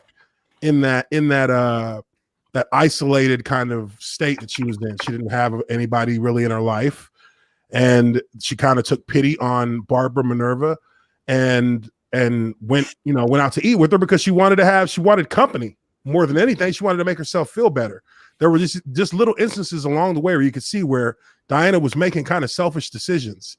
And when she had to face the facts of Steve actually being dead and being gone, that is where the story, or the moral behind the story, came full circle for me, because she actually had to stop thinking about what she wants, because she even said it. Why can't I have what I want? Why can't I get my way for once? Yeah. She realized, and him being a big part of that always, which I thought was a little bit unnecessary to have him be the one pushing her to it. They tried to make it seem like it was they mutually understood it, but he had to kind of beat it basically into a little bit. He had to kind of like step off a cliff. And he had to kind of be like, look, you got to go. Like, I'm done. I'm dead. Like, I'm gone. You got to just live with it. And she understood that, and that's when she walked away from him and started running. But I think that part, having that kind of story behind it, which was really about the 80s era, greed, excess, wanting more, not thinking of necessarily others, thinking more about, your own bottom line, the corporate culture, all those things are one and the same with the message that the movie is trying to say. And that you have to, at a certain point, it can't always be about what you want, because the reality is, for Wonder Woman at least, that is not the role that she's destined to be. Like, she's not destined to live a solemn life with Steve Trevor. She is Wonder Woman. She is here to help people. She is here to help man. That is her mission, actually, to help mankind. And this movie was Bruce Almighty Wonder Woman style. Like that's what this was. Like everybody gets their fucking wish and everything goes to fucking shit. Yeah. Except instead of just the entire world. When everybody gets their wish, of course it was going to be chaos. I was like, yeah, this is not going to everybody's getting a wish, which I thought that was kind of a trope to run with, but I think that Maxwell Lord and Pedro Pascal, I mean, the dude fucking did a hell of a job in this movie. I don't think I've seen him be a character, and I kind of saw the character and not Pedro Pascal, like I did with Maxwell Lord. He was definitely hamming it up. Yeah. But his acting wasn't the worst thing in this movie. He leaned into it. Everything. Yeah. I looked at everything in this movie from the perspective of excess, over the top, and that whole, flashing light, like that entire culture, that entire philosophy of the 80s. Everything I looked at within this movie was from that perspective. This is more descriptions of excess in a metaphorical sense and in the literal sense. Yeah, that's something that I hear a lot when I talk to people about this movie. Is I watched this movie for what it was. Mm-hmm. That's how they start their defense of this movie. I took this movie for what it was. Yeah, that's how you have to. And then you talk about it. But with Wonder Woman 84, you can't. It's something that you. Yeah, sure, you can. It's not what we expected. It's not what a lot of people expected. I can see that. You can, but it's also within a connected universe, right? Yeah. This is in the DCEU, so you can, sure, if you want to enjoy the movie, it's fine. If you want to watch this and talk about tones and themes, you can watch the movie around that, and it'll totally 100%. You can fit this movie around it, but the execution of the tones and the themes of this movie, it just was not done very well. I got Linda Carter vibes in the trailer as well, especially when in the movie when she is running away from Steve Trevor. And they showed that in the trailer when she's running away. I got super Linda Carter vibes from that in the trailer, and I thought that shot was beautiful. And in the movie, even in the movie, it was beautiful. I loved that shot. I loved that well-shot movie. I thought. I loved that entire scene in the movie, but and it kind of tugged at my heartstrings. But then I kind of thought, why? Because the first movie did it so well, and that's what I was thinking of. That's why it was tugging at my heartstrings. Because it's referencing the first Wonder Woman movie, and it's just kind of like, well, sure, okay, she's losing them all over again. Okay. It did its job if it tugged at your heartstrings, though, right? Well, the first movie did it better because I mean, look, I don't think it's better than the first one. Diana being selfish and wanting to go out and hang out with Barbara, that's not selfish on Diana's part. Because she's feeling not that. I'm saying I think it was at the end of their first scene when she dropped the papers on the ground, and Diana was like, "Okay, well, I'm gonna get back to work. I'll holler at you later." And then she stops, kind of mid moving away from that, turns around and kind of looks at Barbara slightly with a pity face on for her. Do you know why? And then invites her to come eat. Which, you know why though? Because Barbara manipulated her into having dinner with her. because she was like, okay, nobody really wants to hang out with me. That's fine. And that's when you see her face, like, oh, this poor girl. Well, you want to have Well, dinner? I think Barbara was just saying the quiet part out loud. And because Diana, she right away, Diana helped her. And who does that? Who's like, hey, I just met you. Let's go have lunch. You're my new best friend because you noticed me. Let's go have lunch. You're my new bestie now. Yeah, she was trying to latch on to somebody already. Exactly. Diana was also looking for somebody to latch on to. There's nothing. There's nothing. Diana was looking for. There's nothing in this movie that tells me that Diana is looking for someone to latch on to. They didn't have to say it. They showed you the montage of her walking her apartment. The montage that they show is her saving people. Because I'm talking about with her walking by her apartment, walking in her apartment. Why? At the end of the first movie, she's like, "That's my mission. That is my mission. I'm going to truly save the world. Okay, that's my mission." At the end of the first movie, that's the first. The first movie was also like 60 years in the past. She's seen more of humanity than she's seen a lot of life at that point. So one could say that was the beginning of her kind of turn from really intervening in mankind's affairs. To me, the only thing that she wanted was Steve. I don't think she wanted anything else. No,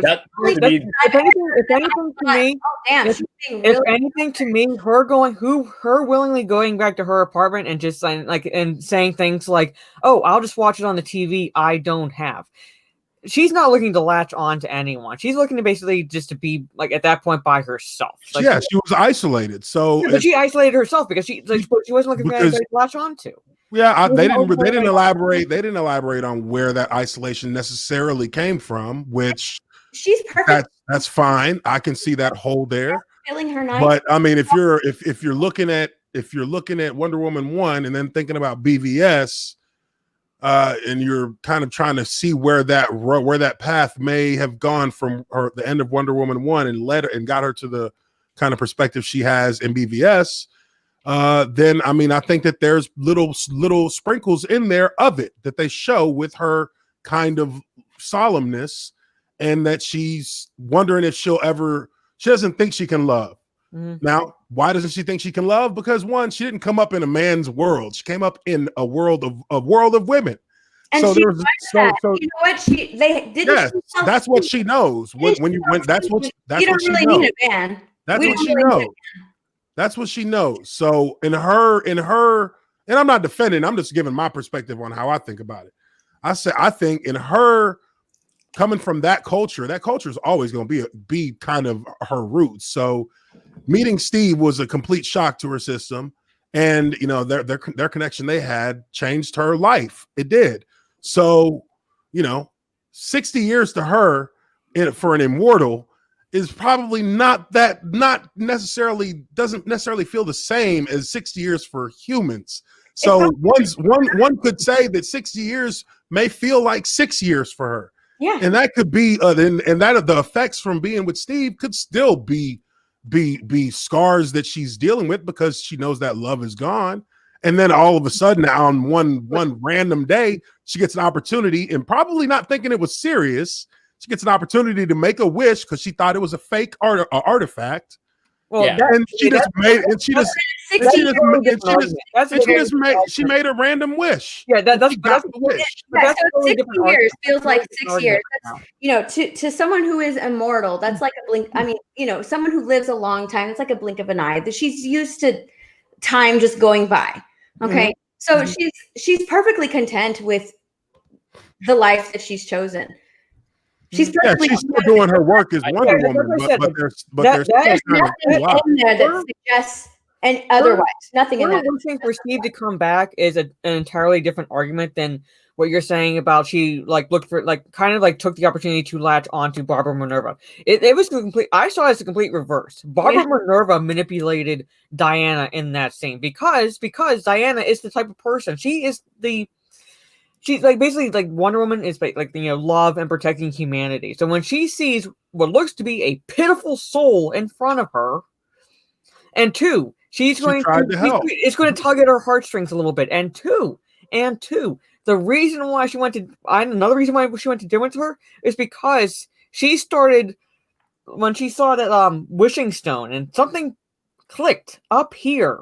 Mhm. You can see it clicked up here. There's something about this stone that's very familiar to me. And Barbara is the one who's an expert on these like gemology or whatever. Diana is the expert on that. No. Barbara was, not Diana. Like Diana's seen all of these artifacts. That's why she assumed it was fake. No, Barbara assumed it was fake because it was citrine. Diana. Yeah, no, Diana. No, something Diana recognized it. Barbara's the one who said it's citrine, it's fake. Yeah, it's worth $75. $75. Yeah. Diana looked at it, and you could tell in her expression something clicked. So Diana going to dinner with Barbara has like a separate like those. I think she tried to do it after the one guy asked for the coffee, right? Yeah. So if you guys remember in the movie, I'm sorry, I didn't mean to cut you off there, Mara. My bad. She's like, do you want to? She's like sitting there picking up her paper. She's like, do you want to go get lunch or dinner? Maybe anytime. Doesn't have to be now, but maybe now, whatever. Yeah. And Dana's like, no, thanks. I'm really busy. Yeah. But the reason she comes back, they wouldn't have done anything else. The reason she comes back is because she cares about the shit about all the stuff that was stolen at the mall. Exactly. That's the reason she comes back and engages. And that's the only reason they actually go out. Yeah. Because after that scene, the HR worker comes in and tells them, hey, Barbara, the FBI is going to come drop off some stuff.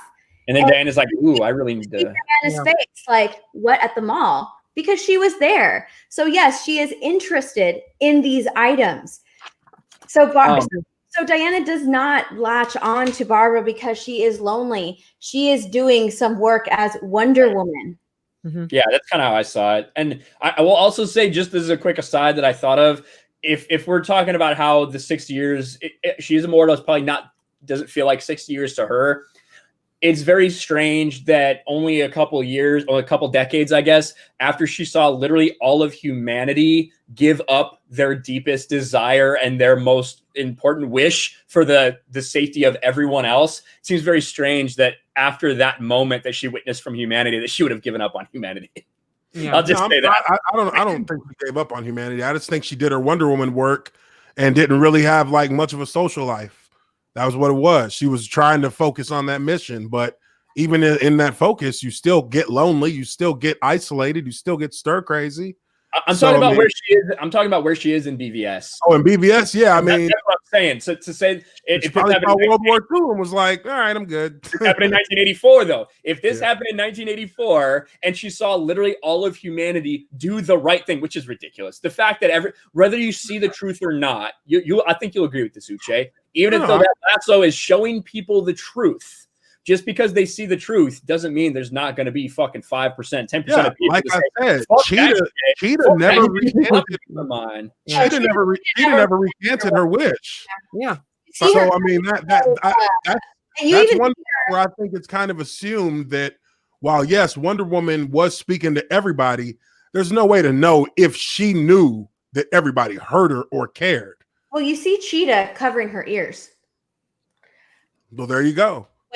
When she's like looking up at Diana with her flat fucking face, she's looking up. I like her Cheetah look. I thought that shit was clean. Covering her ears at this. You see her like lift up her hands and she's covering her ears. And the only reason she is no longer Cheetah is because Maxwell Lord gave her those powers. But you never see her give up her wish. I think you see her go like, and that's it. Like she doesn't say anything other than that. Yeah. And if it ain't on screen, it didn't happen. So she still got Cheetah power. Well, no, she still has popularity. She still has in the way Diana's power. Has that Diana power? Yeah. She doesn't have Cheetah powers, and I thought that scene was nice too. The White House scene. The White House scene was campy, but the last part of it I thought was kind of dope because when Barbara showed up, like she started fucking Wonder Woman up. She started throwing her through shit. Like Wonder Woman's bleeding. Yeah, like Wonder Woman's bleeding. Wonder Woman was against the wall, like, oh, what? Oh, yeah. She was fucking confused. I'm like, damn.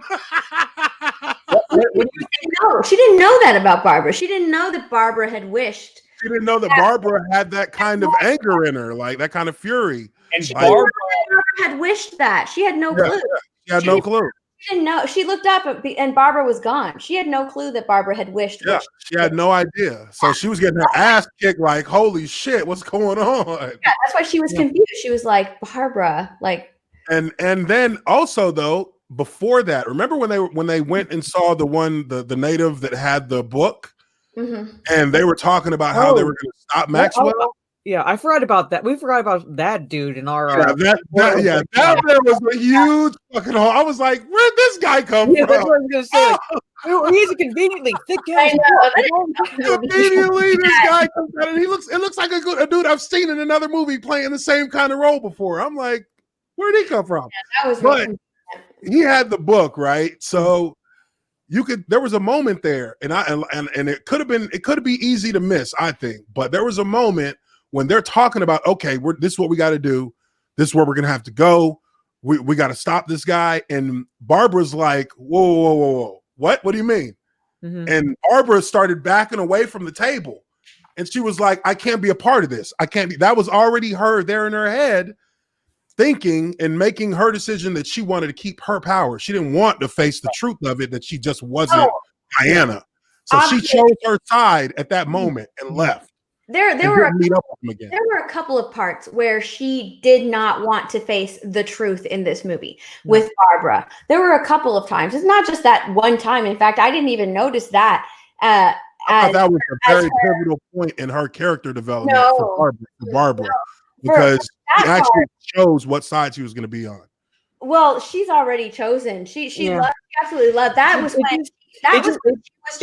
At that point, it just was like kind of cemented it for her. It just cemented it for her. Felt threatened. Yeah, that was when she felt threatened to lose. Yeah, because it meant she was going to have to give up her power, and she didn't want to do that. Yeah, at that point, she was threatened by her newfound popularity or whatever the fuck she wished for. But there were a couple of times before that where she didn't want to face the truth, since that's the theme of this movie, is facing the truth. The first part was when she was she had that homeless guy. That homeless guy was always nice to her. She brought him food. He knew her name, and he talked to her. He was the only person, at least shown in this movie, that saw her. That saw her, and then and he was nice to her, and then she beat up that dude. And he saw that. And she looked kind of ashamed. Like, he knows her. He knows the real her.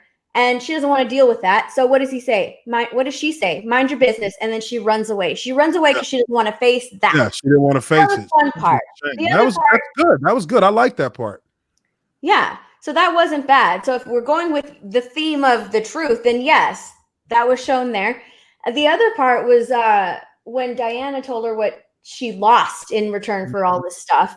And she goes and she turns it around on Diana and says some other whatever. Yeah, she deflected it almost immediately. I have a question for you, Uche.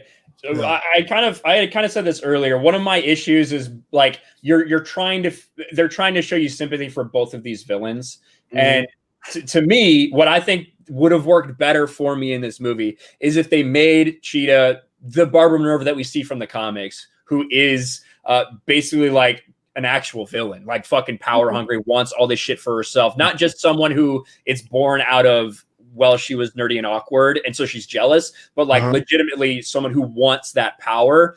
If she had been an actual fucking villain like that, in that sense, and she is the one who's kind of pushing Maxwell Lord to do more of these things so she can gain and keep power through him, one of those type of scenarios, I feel like it would have made for a more compelling story for me, rather than at the end of the day, it's just, everyone's just a little misunderstood. No, I agree, dude. I agree with that. I think that, because I know the lore, the origin behind Maxwell Lord and Cheetah. So in a way, I feel like with Maxwell Lord really being, he picked up the power of mind control after Infinite Crisis. But him being able to control Cheetah and use her as a, I mean, it would be a henchman scenario, I guess, but him being able to use her and her being the physical threat to Diana and him being the psychological threat could have played, that could have been a great story to tell because it would have forced Diana to be an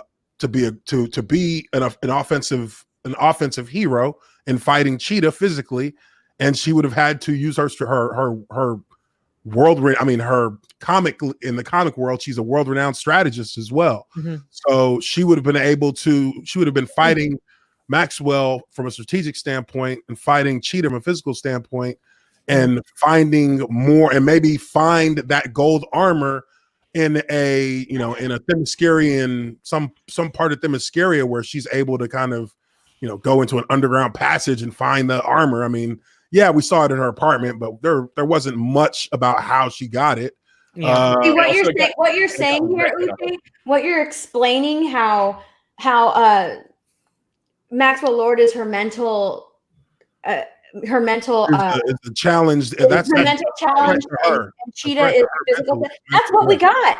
It was just executed extremely and that is our problem with this movie. Yeah. It was. I think it was just handled in a much more They tried to humanize the villains way too much. Like, basically, I think they were trying to give an angle of sympathy for understanding that there's two sides to a coin. Even though one person may seem like the villain, there's somebody else's hero. They think they're the hero. They think they're doing something right, or they're trying to make their life better. They leaned into the message, and they kind of, I mean, I can understand y'all's point. They didn't lean into the message, but also provide us some of the things you would come to expect from the adversarial standpoint of these characters. Like Cheetah is a villain. Yeah, she's a villain. There's no clear-cut villain. Tries to kill Wonder Woman. Yeah, she doesn't try to fight her. Villain. And not only that, there's no consequences for these villains either. At the end of the movie, we didn't see anybody go to jail or nothing. I didn't see that. There's no consequences. Even in the Marvel movies, there are consequences for the villain. You see them. And that's a low blow. Yeah, it is. There are consequences for villains, but there's no consequences. Yeah. For these now again, how sympathetic are we supposed to be for these villains to where there's no consequences? Really? They learned their lesson. Well, I think maybe, and this is just me just brainstorming. I'm not claiming to know or claiming that this is even a good idea I'm about to give. But everyone made a wish. Everyone had a part in fucking the world up. And I mean, at the end of the day, if you're putting them in jail, everybody's going to jail because everybody's in that situation, and that just makes things 10 times more convoluted. So helicopter took Maxwell Lord to his kid because, oops, my bad. We all I guess. That whole thing, like everybody's making a wish, Uche, and in that scenario, most people are making wishes like.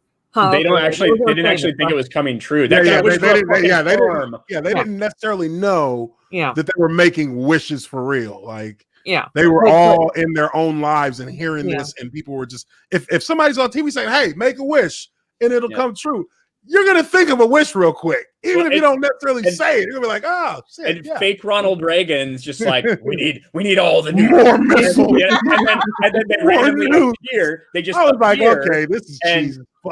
Then they just appear, and that makes the Russians be like, "Oh fuck you!" And firearms.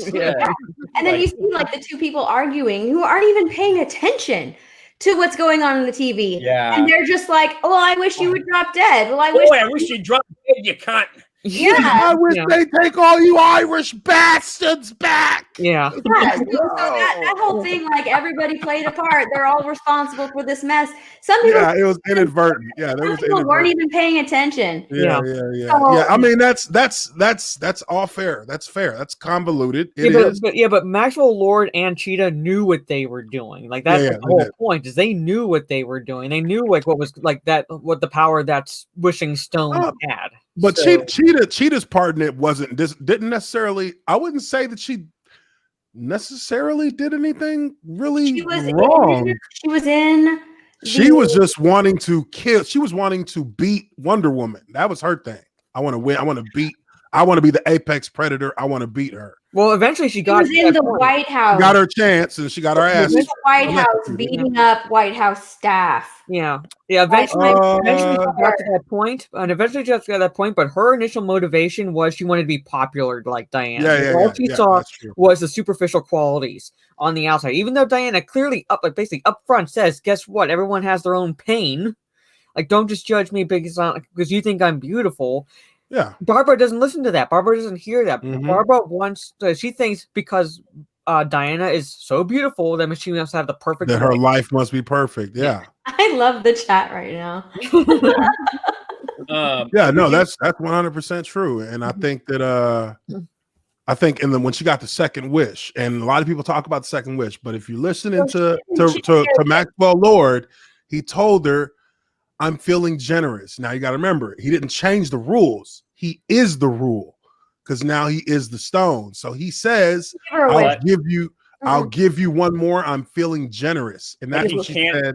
But you can't do that because they established earlier in the movie. Of course you can. If you are the rule, you can change the rule. Hey, listen to me. Let me explain this real quick. Remember, about halfway through the movie, he goes to someone and is like, wouldn't it be awesome if I could have a meeting at the White House? Don't you wish that? And he's like, of course I do. And he's like, wait, what? Wait, did I give you your wish yesterday? Yeah. And he's like, yeah, I wish for a Porsche. And he's like, oh, shit. Who haven't I given a wish to? So they established that he doesn't just get to change it like that. Right. So what happened was he didn't actually give her a wish. What happened was he asked her what she wants. So when he was wishing, or not wishing, but when he was taking from people after they were wishing and wishing and wishing, and he's like, I take your health, I take your strength, or whatever, and I give her your rage, give her whatever he gives to Cheetah. He tells whatever he's taking. That's what happens. That's how she becomes Cheetah. He doesn't grant her a second wish. Yeah, it's kind of like they took the origin story of Cersei giving Barbara her powers and like gave that like storyline in a way to Max. So he gave her more power. Yes. Yeah. Because she said she wanted to be an apex predator. Yeah. Yeah. Real quick, let me hit these super chats, guys. Thank you for waiting. Storyman Jack for $4.99 worked 96 hours last week, 87 this week. Still watching all of you. Still here anyway. Thank you so much for being here, Storyman Jack. Thank you for the super chat. Wonder Woman 84 was bad storytelling, too convoluted.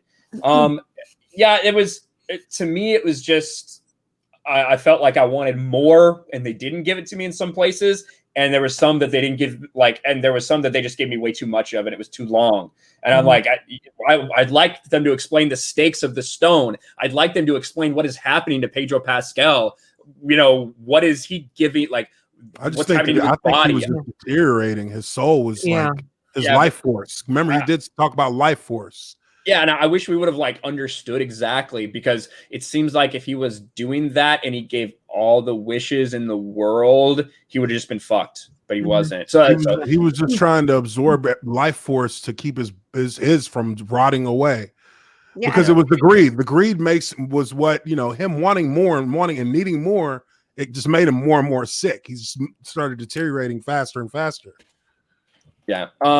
Andreas Rembrandt for Swedish Kronas, 119 of them. Why am I turning 26 today on a Monday? I don't know, but happy birthday. He says, I don't know, but take my money anyway and tell me how long I have to wait for this Unbridled Rage by Mahler.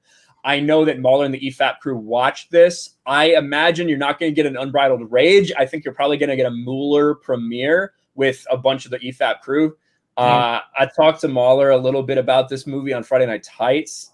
before he'd watched it, and I basically told him that he was going to be fucking laughing at it all the way through. It seems like that's what the case is. So stand by. It's probably going to be like 3 hours long of them just watching the movie and reacting. So should be good. And then Raging Rhino for Australian $5. A ha ha ha laughing pear-shaped man.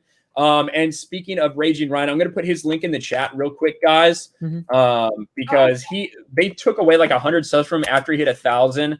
I'll do it. Okay, thank you, Steph. If you could just sub to Raging Rhino, he needs just 9 subs to get him back to 1,000, which would really be awesome. So please think about it if you would. I wanted to talk about something else. The action. Let's talk about the action for a sec. To me, it was a huge step down from the first one.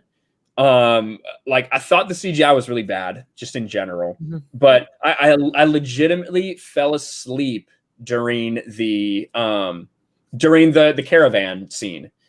I couldn't, it wasn't believable to me for some reason. I wasn't like engaged or intrigued by it. And I literally fell asleep. I woke up when the car was flipping, like before she landed on Maxwell Lord's fucking trunk, and I had to rewind it to like see what had happened. What did you guys think about the action? I yawned during it. Well, I didn't fall asleep, but I yawned during it.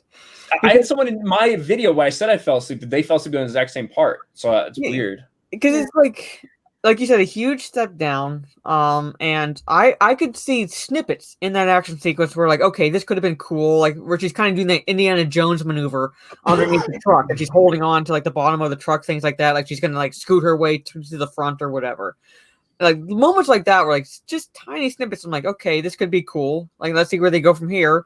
And then they kind of, to me, ruin it. Just make it boring almost, because then the truck flips and they slow motion her leaping high into the air. Like, see it? She's high up in the air, folks. Look how high she is. And you have Chris Pine like wide-eyed looking at her. like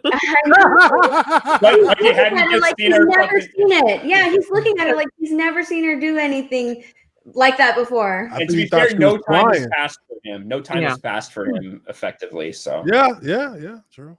I mean, the action sequences, I could have done with a little bit more aggression in them, but I mean, like I said, I felt like it was very much leaned into that Linda Carter kind of vibe, a little bit more finesseful action.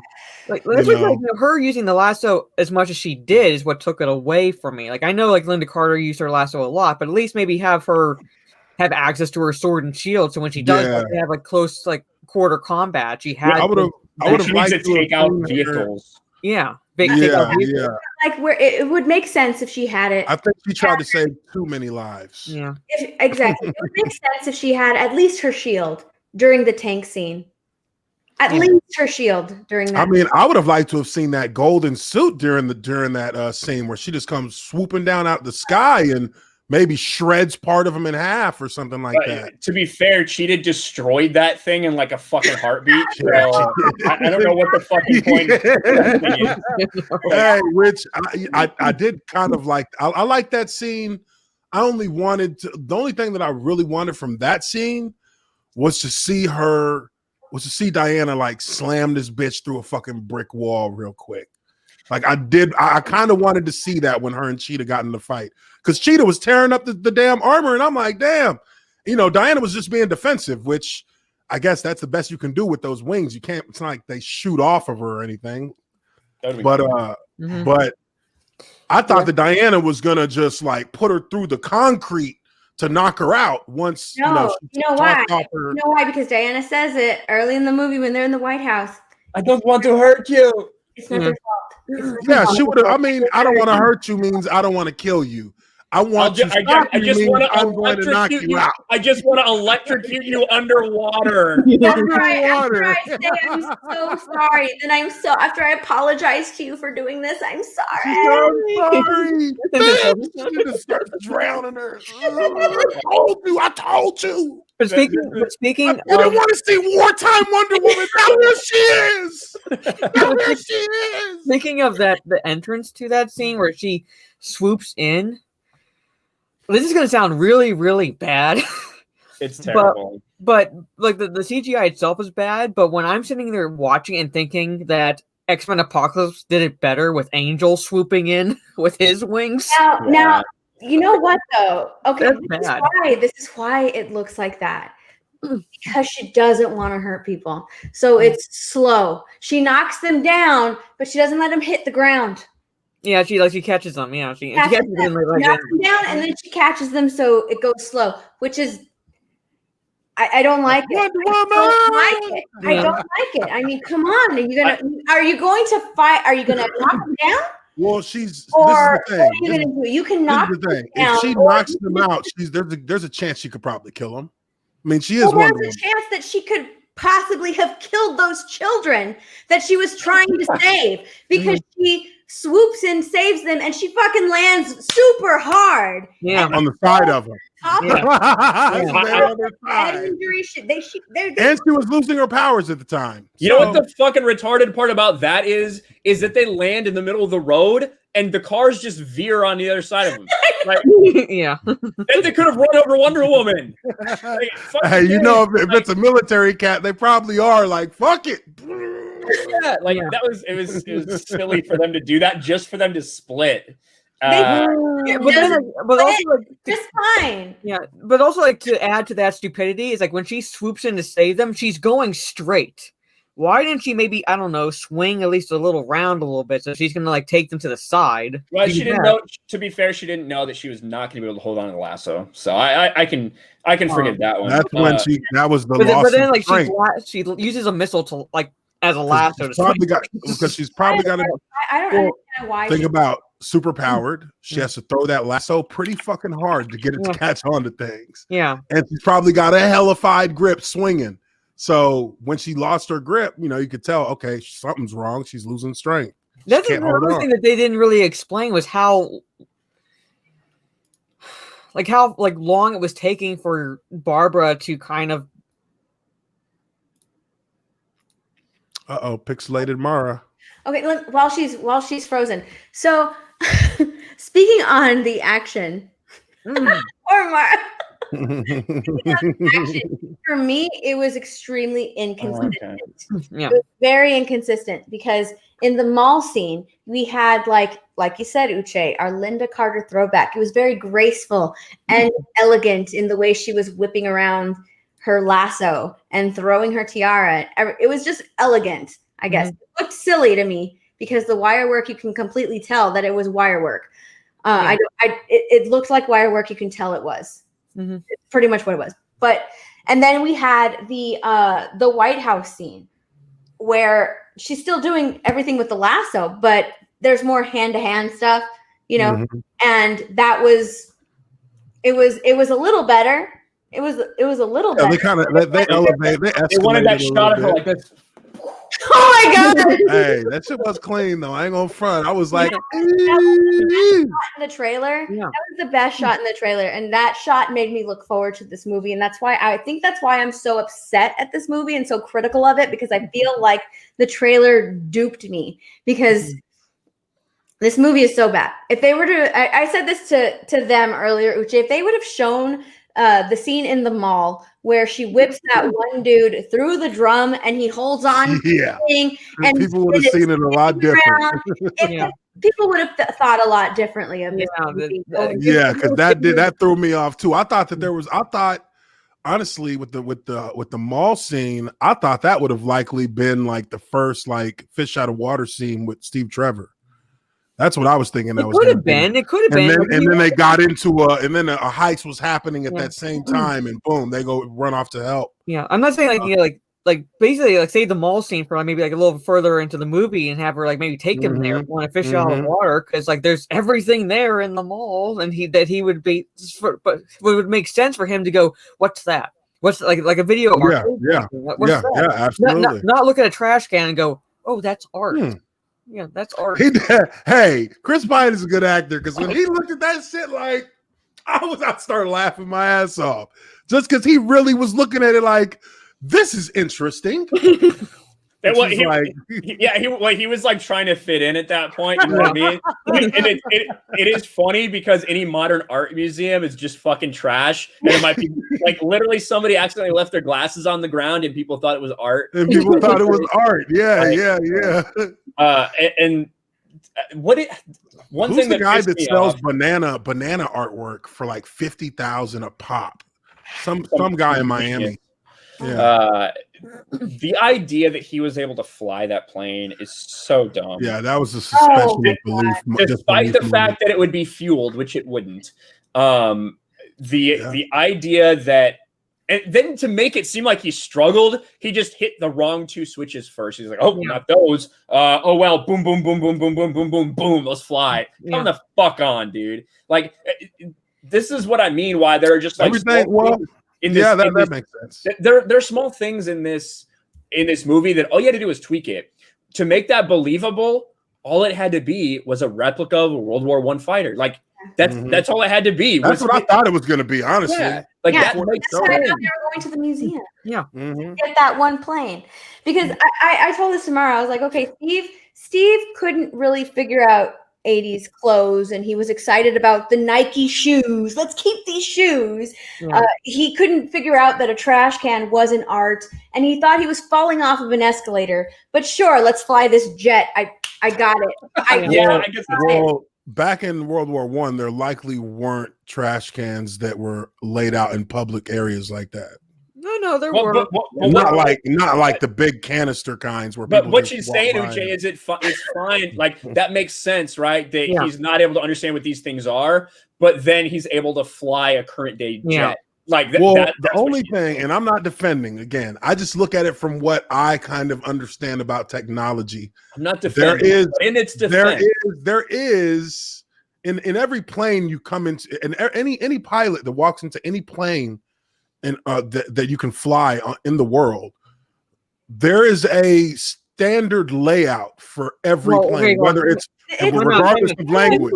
He's a World War I pilot. I understand, but that is where the standard started, was with World War I, because that was the first era of aerial combat. Yeah, if you look at like a cockpit of a World War I plane, because I'm thinking myself, like when I'm watching this film, like you do realize you worked on Wonder Woman, the first movie, and you had planes in there that you were like replicas of World War I planes. If you look at the cockpit of World War I, about 20 switches. There's not 20 switches in there. I'm sorry, I have to use your argument against you. 60 years have passed. The technology is a little more of course. I'm not saying he should have been able to fly that plane. I'm saying he might have been able to find the power button, which I could see that part. That was it. Okay. I mean, but like I don't know about all the other stuff. Him getting all the altitude settings. I'm just saying I can see where there's a fundamental layout where there's a power where this is generally where you're gonna find ignition. But if you can't find it, you'll see it somewhere. Like we look at a keyboard now. In 100 years, this will still be the layout of a keyboard. But 100 years before it wasn't. 100 years before it wasn't, though. Yeah. Well, it hasn't been around 100 years before thus far with like keyboards. Right now, talking to their grandparents and telling them how to check their emails. I mean, come on. Those are completely different systems of operation, though. I mean, you're talking about digital, electronic savvy, and mechanical electronic. You know, I'll give you this, Uche. He does explain it. He does explain it in the movie because he says that flying is just it's just so easy to me. So. Well, you know what really happened is he bypassed the compressor. Yeah, that's what happened. Bypass the compressor. I probably could have forgiven that scene just a little bit more if he had been like, "What's this button do? What's the switch do?" Like asking questions as he's like fiddling in like the cockpit, basically. She don't know. I got a funny scene. Basically asking, like saying it to himself, and I gotta find this. Like I gotta find the altitude. It's not this. Like actually taking time to figure out what's in this cockpit. I have a funny scene for you. Everybody, they wanted the funny scenes between Gal and Chris. I have a funny scene. Chris is like, "I can do this shit. I've been flying all my life. What are you fucking talking about?" They go in there, and he's like, It's like, I don't know what he's doing, doesn't have any idea. And then there's a scene like fast forward, like it's obviously they've been in there for an hour, and Gal's like reading through the fucking manual. And she's like, "Did you try this switch?" Well, by then they would have been caught. But then you just don't have you don't have or you don't have the guards. reason they got caught was because they started moving. So if they wouldn't have been moving, they would have been good. Yeah, it would have been funnier. It would have been more believable. Like even that scene would have been. That all makes sense. Yeah. But let me catch up with some super chats. Daniel James for Aussie $7.99. Chris Pine looking at a trash can is a metaphor for this movie. Yeah, basically. Thank you, Daniel. Raging Rhino with another super sticker for Australian $10. Thank you. Thank you, my friend. I'm glad. I hope you're at 1K subs now again, and I hope you stay there. Krista Joe for $5. Hey, panel, happy holidays. Do you think Warner Brothers' Patty Jenkins was trying to make Barbara like Loki in the MCU in regards to being a sympathetic villain? You don't want to compare these kind of things. I think that's really like that's what creates fan wars. It's hard, like when you compare like a Loki to a Cheetah. I mean, they don't really fit in the same mold. Those are two completely different premises behind both of those characters. I think the only reason she made Barbara sympathetic, and I like basically repeating what I said earlier, and that is she wanted us to be able to see ourselves in Cheetah. That's all. It was just making her relatable, which everybody's anti-hero. Yeah, everybody's had that moment where they're like, "Damn, I wish I could be fucking like this person or that person." How many people, said, "I want to be like Michael Jordan. I want to be like Mike." There are people who, have that kind of envy, and there's some people who are just, they don't have those kind of, I guess, I don't know what the fuck you call it, qualifying traits for a lot of people, like she did apparently. So, yeah, she wished and had envy to be like somebody else, and once she got a taste of it, she didn't want to give it back. Yeah. Pauly D for TK not at post for $20 says, seriously, this stream is more entertaining than anything Dana White has produced. Nights like this emphasize why I love the fandom menace. Thank you, TK not at post for $20. I really appreciate the super chat. I think we're having an awesome discussion here. I appreciate it. Pauly D for €10.99. Cheetah's CGI was terrible. Pine and Godot had great chemistry. The acting in general was very solid. It was better than the reviews. She lassoed a lightning bolt, yo. Post-credit scene was dumb. So it looks like some mixed feelings from you, Pauly, but it looks like overall you liked it. But yeah, she did lasso a lightning bolt randomly. And that brings up another god. That brings Why up another. not? Well, it brings up another question I had. Solid Crusader 89 for $5. We need Chris Nolan to make a comeback to the DCU and make epic movies for all DC characters. Maybe he could co-partner along with Zack Snyder. # save DCEU. Well, listen, they teamed up for one incredible movie, which was Man of Steel. I wouldn't be opposed to that, but it's going to be interesting to see in the outcome post Zack Snyder's Justice League what they decide to do. Oh God. Well, are you looking? I think the DCEU is fine. Honestly, I don't think there's like any real panic for anything. They've got a lot of good things coming up that just need to nail it. Wonder Woman is divisive, so I mean, I think there's at the end of the day, it is what it is on that front. But they still have another shot with Batman. They still got another shot with Justice League. They still got another shot with Suicide Squad. Like, but Uche, you got to. They did need this to land. They needed this to land huge. It did, and it's not making money like that. That's the biggest thing to me is you could have a movie like this make $600 million in the box office. If it had been released and we would have considered it a flop, but it still would have made money. Yeah. Now it's on streaming. Now what happens to the Batman? What happens to all these future products in theaters to really make money, not streaming? And it's going to be interesting going forward. I think for AT&T, which is drastically in debt. Yeah. Mm-hmm. I think that this seems to be the plan I think DC has, or at least Warner Brothers has. Wonder Woman starts they're trying to start a new era of theatrical the theatrical business structure. They're trying to start it. They're trying to include streaming into that. I think that, you know, you have to be prepared, especially with the way that this year's went. You had to be prepared to take a loss to do that. You had to be prepared to take a big loss. And Wonder Woman in best case scenario, Wonder Woman 84 will have gotten enough subscribers to make something to put the foundation down for HBO Max. And then they got the Little Things coming with Denzel Washington. That's coming at the end of January. That's going to be another slab for their new streaming / theatrical format. And I think at the end of the day, based on the numbers that they've been seeing, I don't think the movie cinema industry is ever going to return to what it was in 2019. That's never coming back ever. But it can evolve into a new structure, and they're starting to see that with private bookings for theatrical releases. I think they said for Wonder Woman 84 there was 10,000 private bookings at theaters for the movie, and it was released in 2,000 theaters. So, you know, it's a reforming.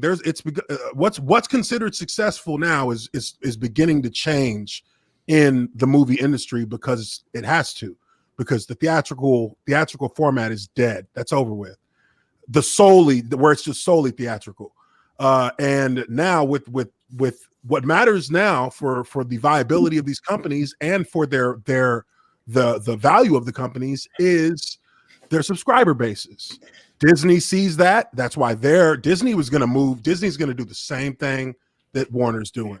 It's only going to take 2 years of seeing that it's working, that it has a path to being successful, that you'll see Disney say, okay, we're doing the same thing. Then you'll see Paramount and all these other, this is the streaming wars. They're about to start signing deals with each other, and you're going to start seeing the division of the movie industry into certain parts of the streaming spectrum. And Disney's already setting themselves up. I think Disney's going to shut down the MCU from a theatrical standpoint because Phase 4 doesn't really have anywhere to go. And I think they see that. So they're going to bring it down to a streaming level where they know, and their concept has already been proven, that they have 72 million that can make them just as much off of if not more, off of a $200 million movie that you can cut down to 175 million and save money and make more. That's what they're going to try and do. They're going to try and find a way not to spend as much. Now you don't have to spend as much on marketing. Now you don't have to spend as much on theater profit sharing. And now you have your own single platform to build profit from, and it's self-sustaining. That's what everybody's fighting for right now. Warner and Disney are the ones who really aim to earn the most, because Netflix is losing all the support. Netflix has to come up with original stuff now, more so than ever. So yeah. I think that, you know, this is the first slab in Warner Brothers trying to move that way with Wonder Woman 84. That is where their gold lining, their silver lining has to be right now. That is what it is, yeah. Because they're not going to make that money back. They're not going to make it back from Wonder Woman. They knew that 8 months ago that there was no way. Once the theaters started going the way they did, I agree. But that's why I do think that I don't think the DCU's like, okay, like I think there could be some very reactionary decisions, which is what Warner Brothers is known for. But it's not Warner Brothers making the decisions no more. It's AT&T. And AT&T sees the bigger future in Zack Snyder than the rest of the DCEU. But that's why they want to see where this is going with his Justice League. But this was before we knew the full ramifications of everything as well. You know what I mean? Like before they realized that, hey, we're not going to get an easy $600-700 million out of Wonder Woman 2. I think that they were hoping on that. And I mean, they're not going to get that, but they can get. But how close can they get? I think is the only thing they can think of now. How close? Because we could eat 100 million at the most, but if we got to eat like 150, that's why they won't release Bond. They won't release Bond. Because they're going to eat $150 million loss if they release Bond. They saw what happened to Tenet. That's really why Warner Brothers might be a little bit nervous about Wonder Woman, because they saw what happened with Tenet. Tenet is $250 million down the drain. It don't matter which way they cut it. I've got a question for Ruddy. I'll ask Uche last because I think I know. Mara, can Wonder Woman fly in Wonder Woman 84? Do you mean based on the comics or just? No, I'm saying based on this movie. Like, can Wonder Woman fly? No, well, she's not flying. She's gliding on the currents, basically. But I think what they were doing, and Steph and I talked about this, and Steph will reiterate, when she gives her answer, they were making Wonder Woman Superman. Yeah. Steph, do you think that Wonder Woman was flying? I mean, she was doing the Superman pose. Yeah. I hesitate to say yes, because after she lost Steve Trevor the first time in the first movie, mm-hmm. she became more powerful, right? She was able to defeat Ares, and so she got more powerful. Now she lost Steve Trevor a second time, and let's mirror that scene. Let's make her a little bit more powerful and let's see, give her something new to do. So I think that she could possibly be flying, probably, because I just don't know. I haven't really seen her. I went off of the line when she's like, when Steve goes, it's just wind and air, and I thought of birds catching the currents. Right. Yeah, well, but he's talking about flying when he's saying those words. So thinking that she's flying. What do you think, Uche? Well, she is flying, but it's flying in this, and again, this was a Easter egg that a lot of people won't know. In the Silver Age DC Comics, Superman, Wonder Woman, everybody outside of I believe Green Lantern. Yeah. Their flying was riding the wind. They rode the wind. Yeah. They weren't anti-gravity. Superman, Wonder Woman, they all rode the wind currents. Yeah. That was how their flying was actually defined in the comic books. As they modernized, it became more of they just fly. They're anti-gravity. They just jump and they go. Well, but it was not. They give Wonder Woman, they give her those powers and they take them away. So like she's been able to fly and not fly. She's had different powers depending on the continuity of DC. So really, in a lot of ways, DCEU is a lot like DC Comics. It doesn't know where the fuck its continuity is, because DC Comics has given Wonder Woman at one point was invulnerable like Superman. At another point, she was not. She could be killed like that. She was not any different than a human in the sense that she had, if you shot her, you could kill her if you shot her. Now they kind of fell into that area of she is near invulnerable like Superman, and no regular weapon can break her skin or hurt her. But she can be hurt with force if she's hit hard enough. But she does fly, and I thought honestly that was a Man of Steel moment when they gave her that moment, and I thought that was epic because they paid it off. You said Man of Steel moment when you said that, and I hadn't watched it yet when you said that in the Geeks and Gamers chat, and then I saw it and I was like, oh my god, because I get that's what they're going for. I didn't think it hit that way. I thought it was. I thought they did it in a very elegant Wonder Woman style. Like they made it more. I felt that what I felt like at that moment in this movie, I felt like, okay, look, when this movie was supposed to come out, they didn't really know what the future, or at least the future of the DCEU was going to push forward with the continuity after Justice League. Yeah. And the multiverse. It was going to push forward with not really knowing Henry Cavill's future in the DCEU as Superman. Mm-hmm. Because, I mean, there was that cameo in Shazam. He wasn't in it, right? It was just his body.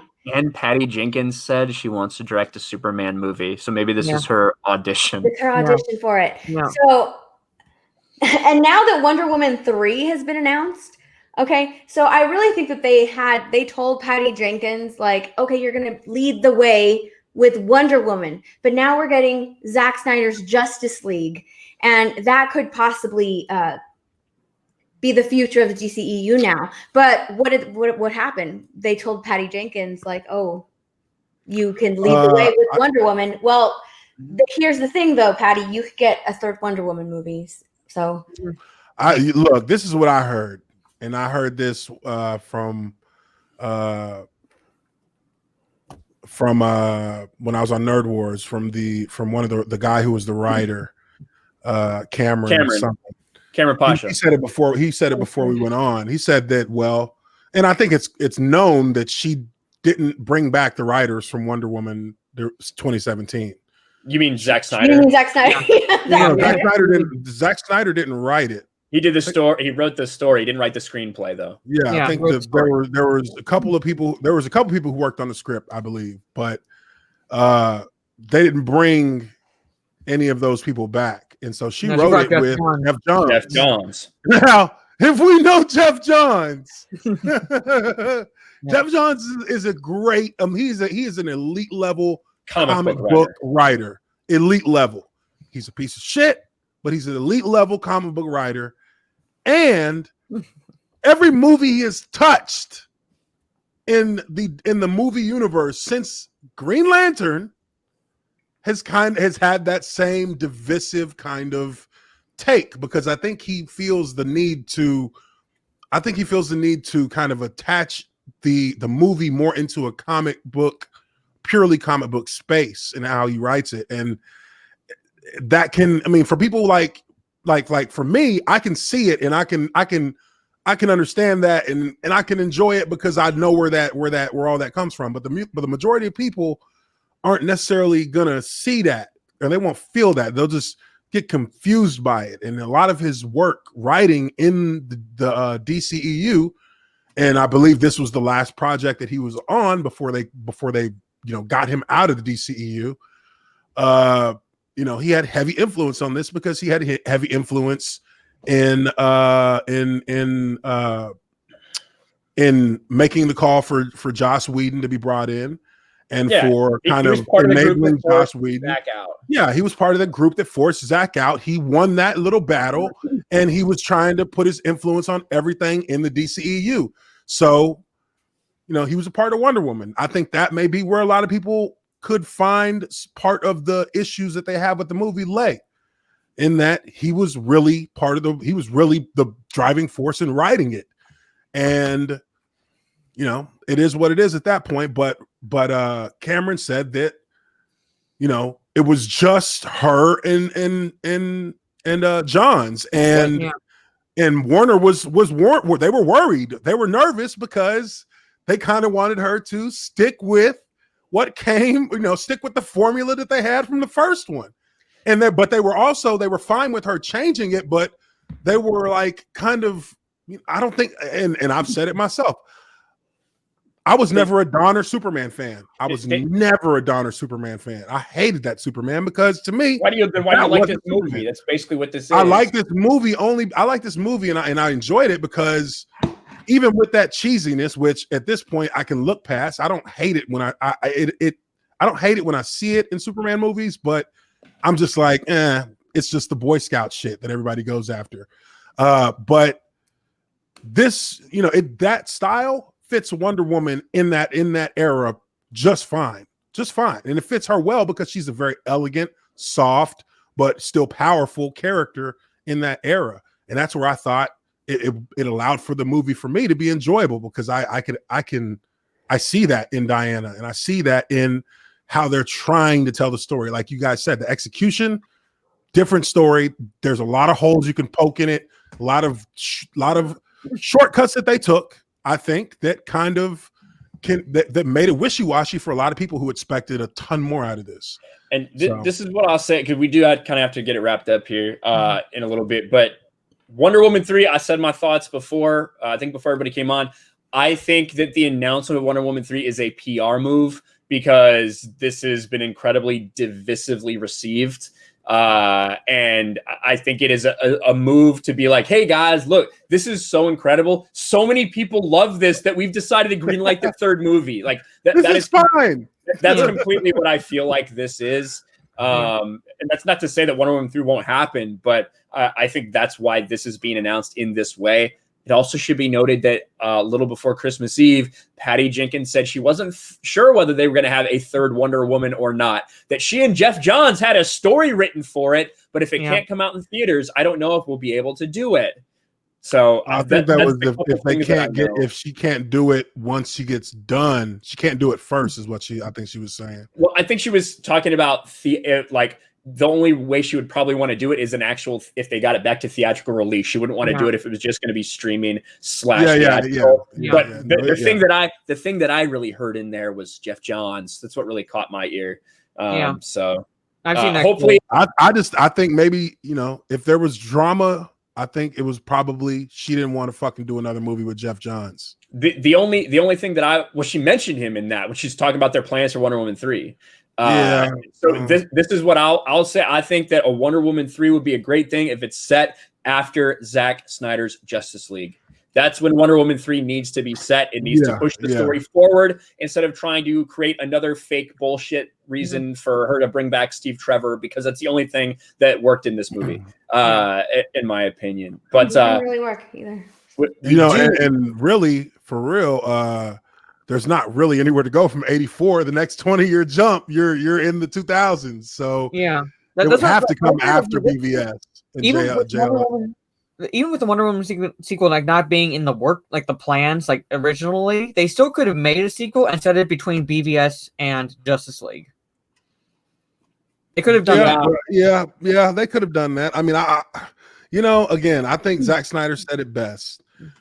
There were supposed to be movies for all these characters before they got the Justice League, and he didn't know that he didn't feel like they understood that he was trying to do that before they started pushing him to make Justice League.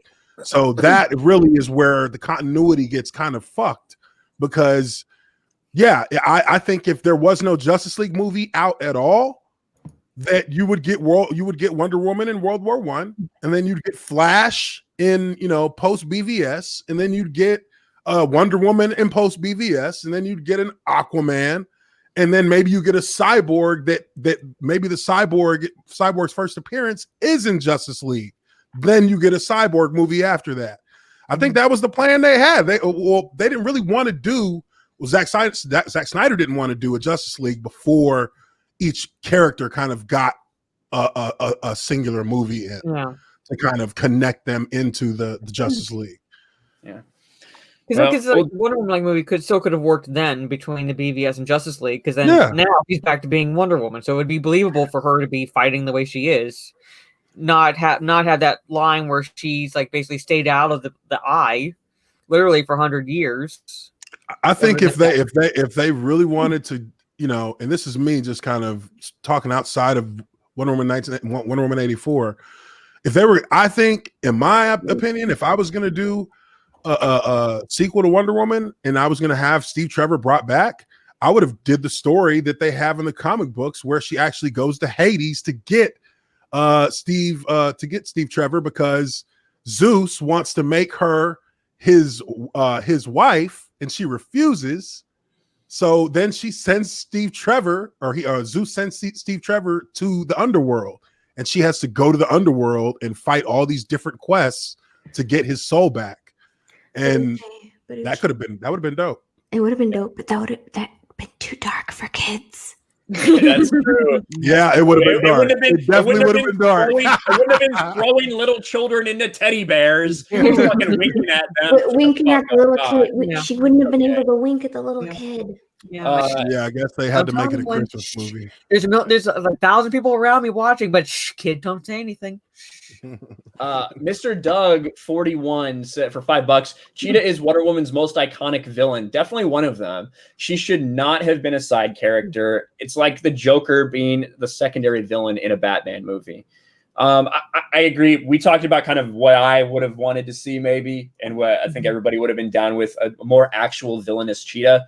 Even if she is kind of using Maxwell Lord in a way, and maybe if he was the big bad per se, like she needed to be an actual threat and have real motivations that were Cheetah-like, instead of Kristen Wiig's awkward. Mikey Gusser for $2. Angry Joe wants J.J. Abrams to direct Man of Steel 2. No, thank you. JJ Destroyer of franchises. Give Yes, Zach back Man of Steel.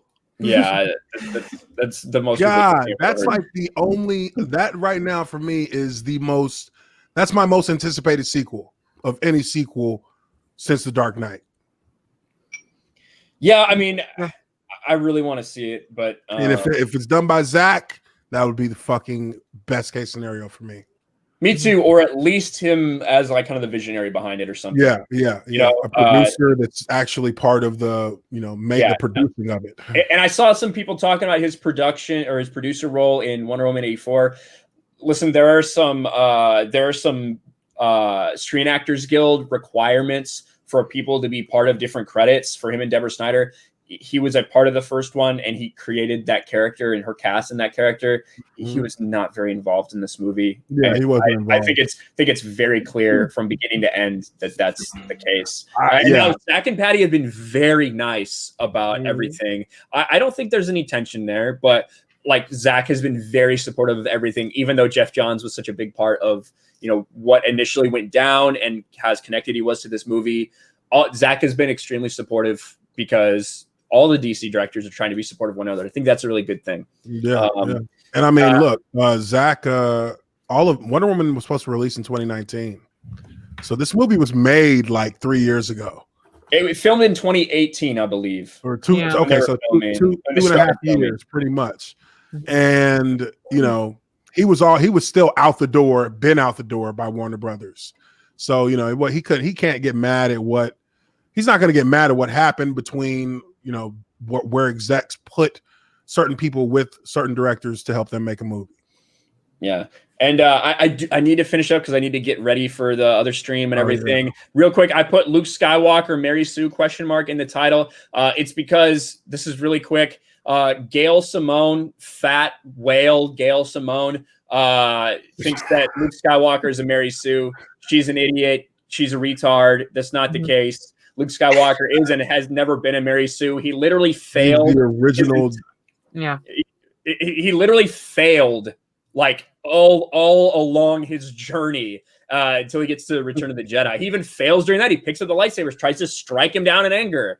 And then, finally he fails hard enough that his father has to intervene and save him. Like in effect, very simplistic way. That's the way to think about it. Luke Skywalker he sucked the entire time. He's over. Yeah, Luke Skywalker is not a Gary Stu. He's not a Mary Stu. And it's laughable to think that. Look at who's in the chat. Of course, Lethal. I really wanted you on here to help Uche defend Wonder Woman 84 for $2. Says, hi, Lethal. We're about to end the stream. Solid Crusader for $5. Do you think Jonathan Nolan would be a fine choice for any DCU movie since Chris Nolan has already been out from DCU, or Matt Reeves for any DC movie? I'm looking forward to Batman, so I'm gonna see what Matt Reeves can do. Batman, yeah. Let's wait and see what he does with it first. That's what I would say. I think he that's the one cat that I'll bet money that he got it right. Well, it looks like he did based on the trailer. So this is what needs to happen. What Warner Brothers and DC needs to do. They just need to have a fucking plan and stick to their plan. Yeah. That is what they need to do. Have cohesion, have continuity and everything, and stop being so reactionary. That it's been a problem for them since the very beginning with Man of Steel, how they reacted and wanted to change BVS, what they did after BVS, all of it. So they need your filmmakers make their films. Yep. Exactly. Get a true plan set out there and then stick to it. Lethal Lightning for Australian $2. Bruh, I'm legless. I couldn't defend anything. Like, you don't have a leg to stand on? I think that's what he's saying. Okay. Liquid Nitrogen for a little ice cream cone for $1. Thank you, Liquid Nitrogen. I appreciate that very much. Now, I will be hanging on Discord for a little bit. I can't stay very long because obviously we went really long, and then I got to go do the Mario Kart stream. But thank you to everyone for all the support. All the good shit. You guys are awesome. I appreciate Uche for being here, Mara for being here, My Nerdy Home for being here. Check out all of their channels. Please subscribe to them and to Raging Rhino. And we'll talk to you later. Bye. Fuck baby Yoda.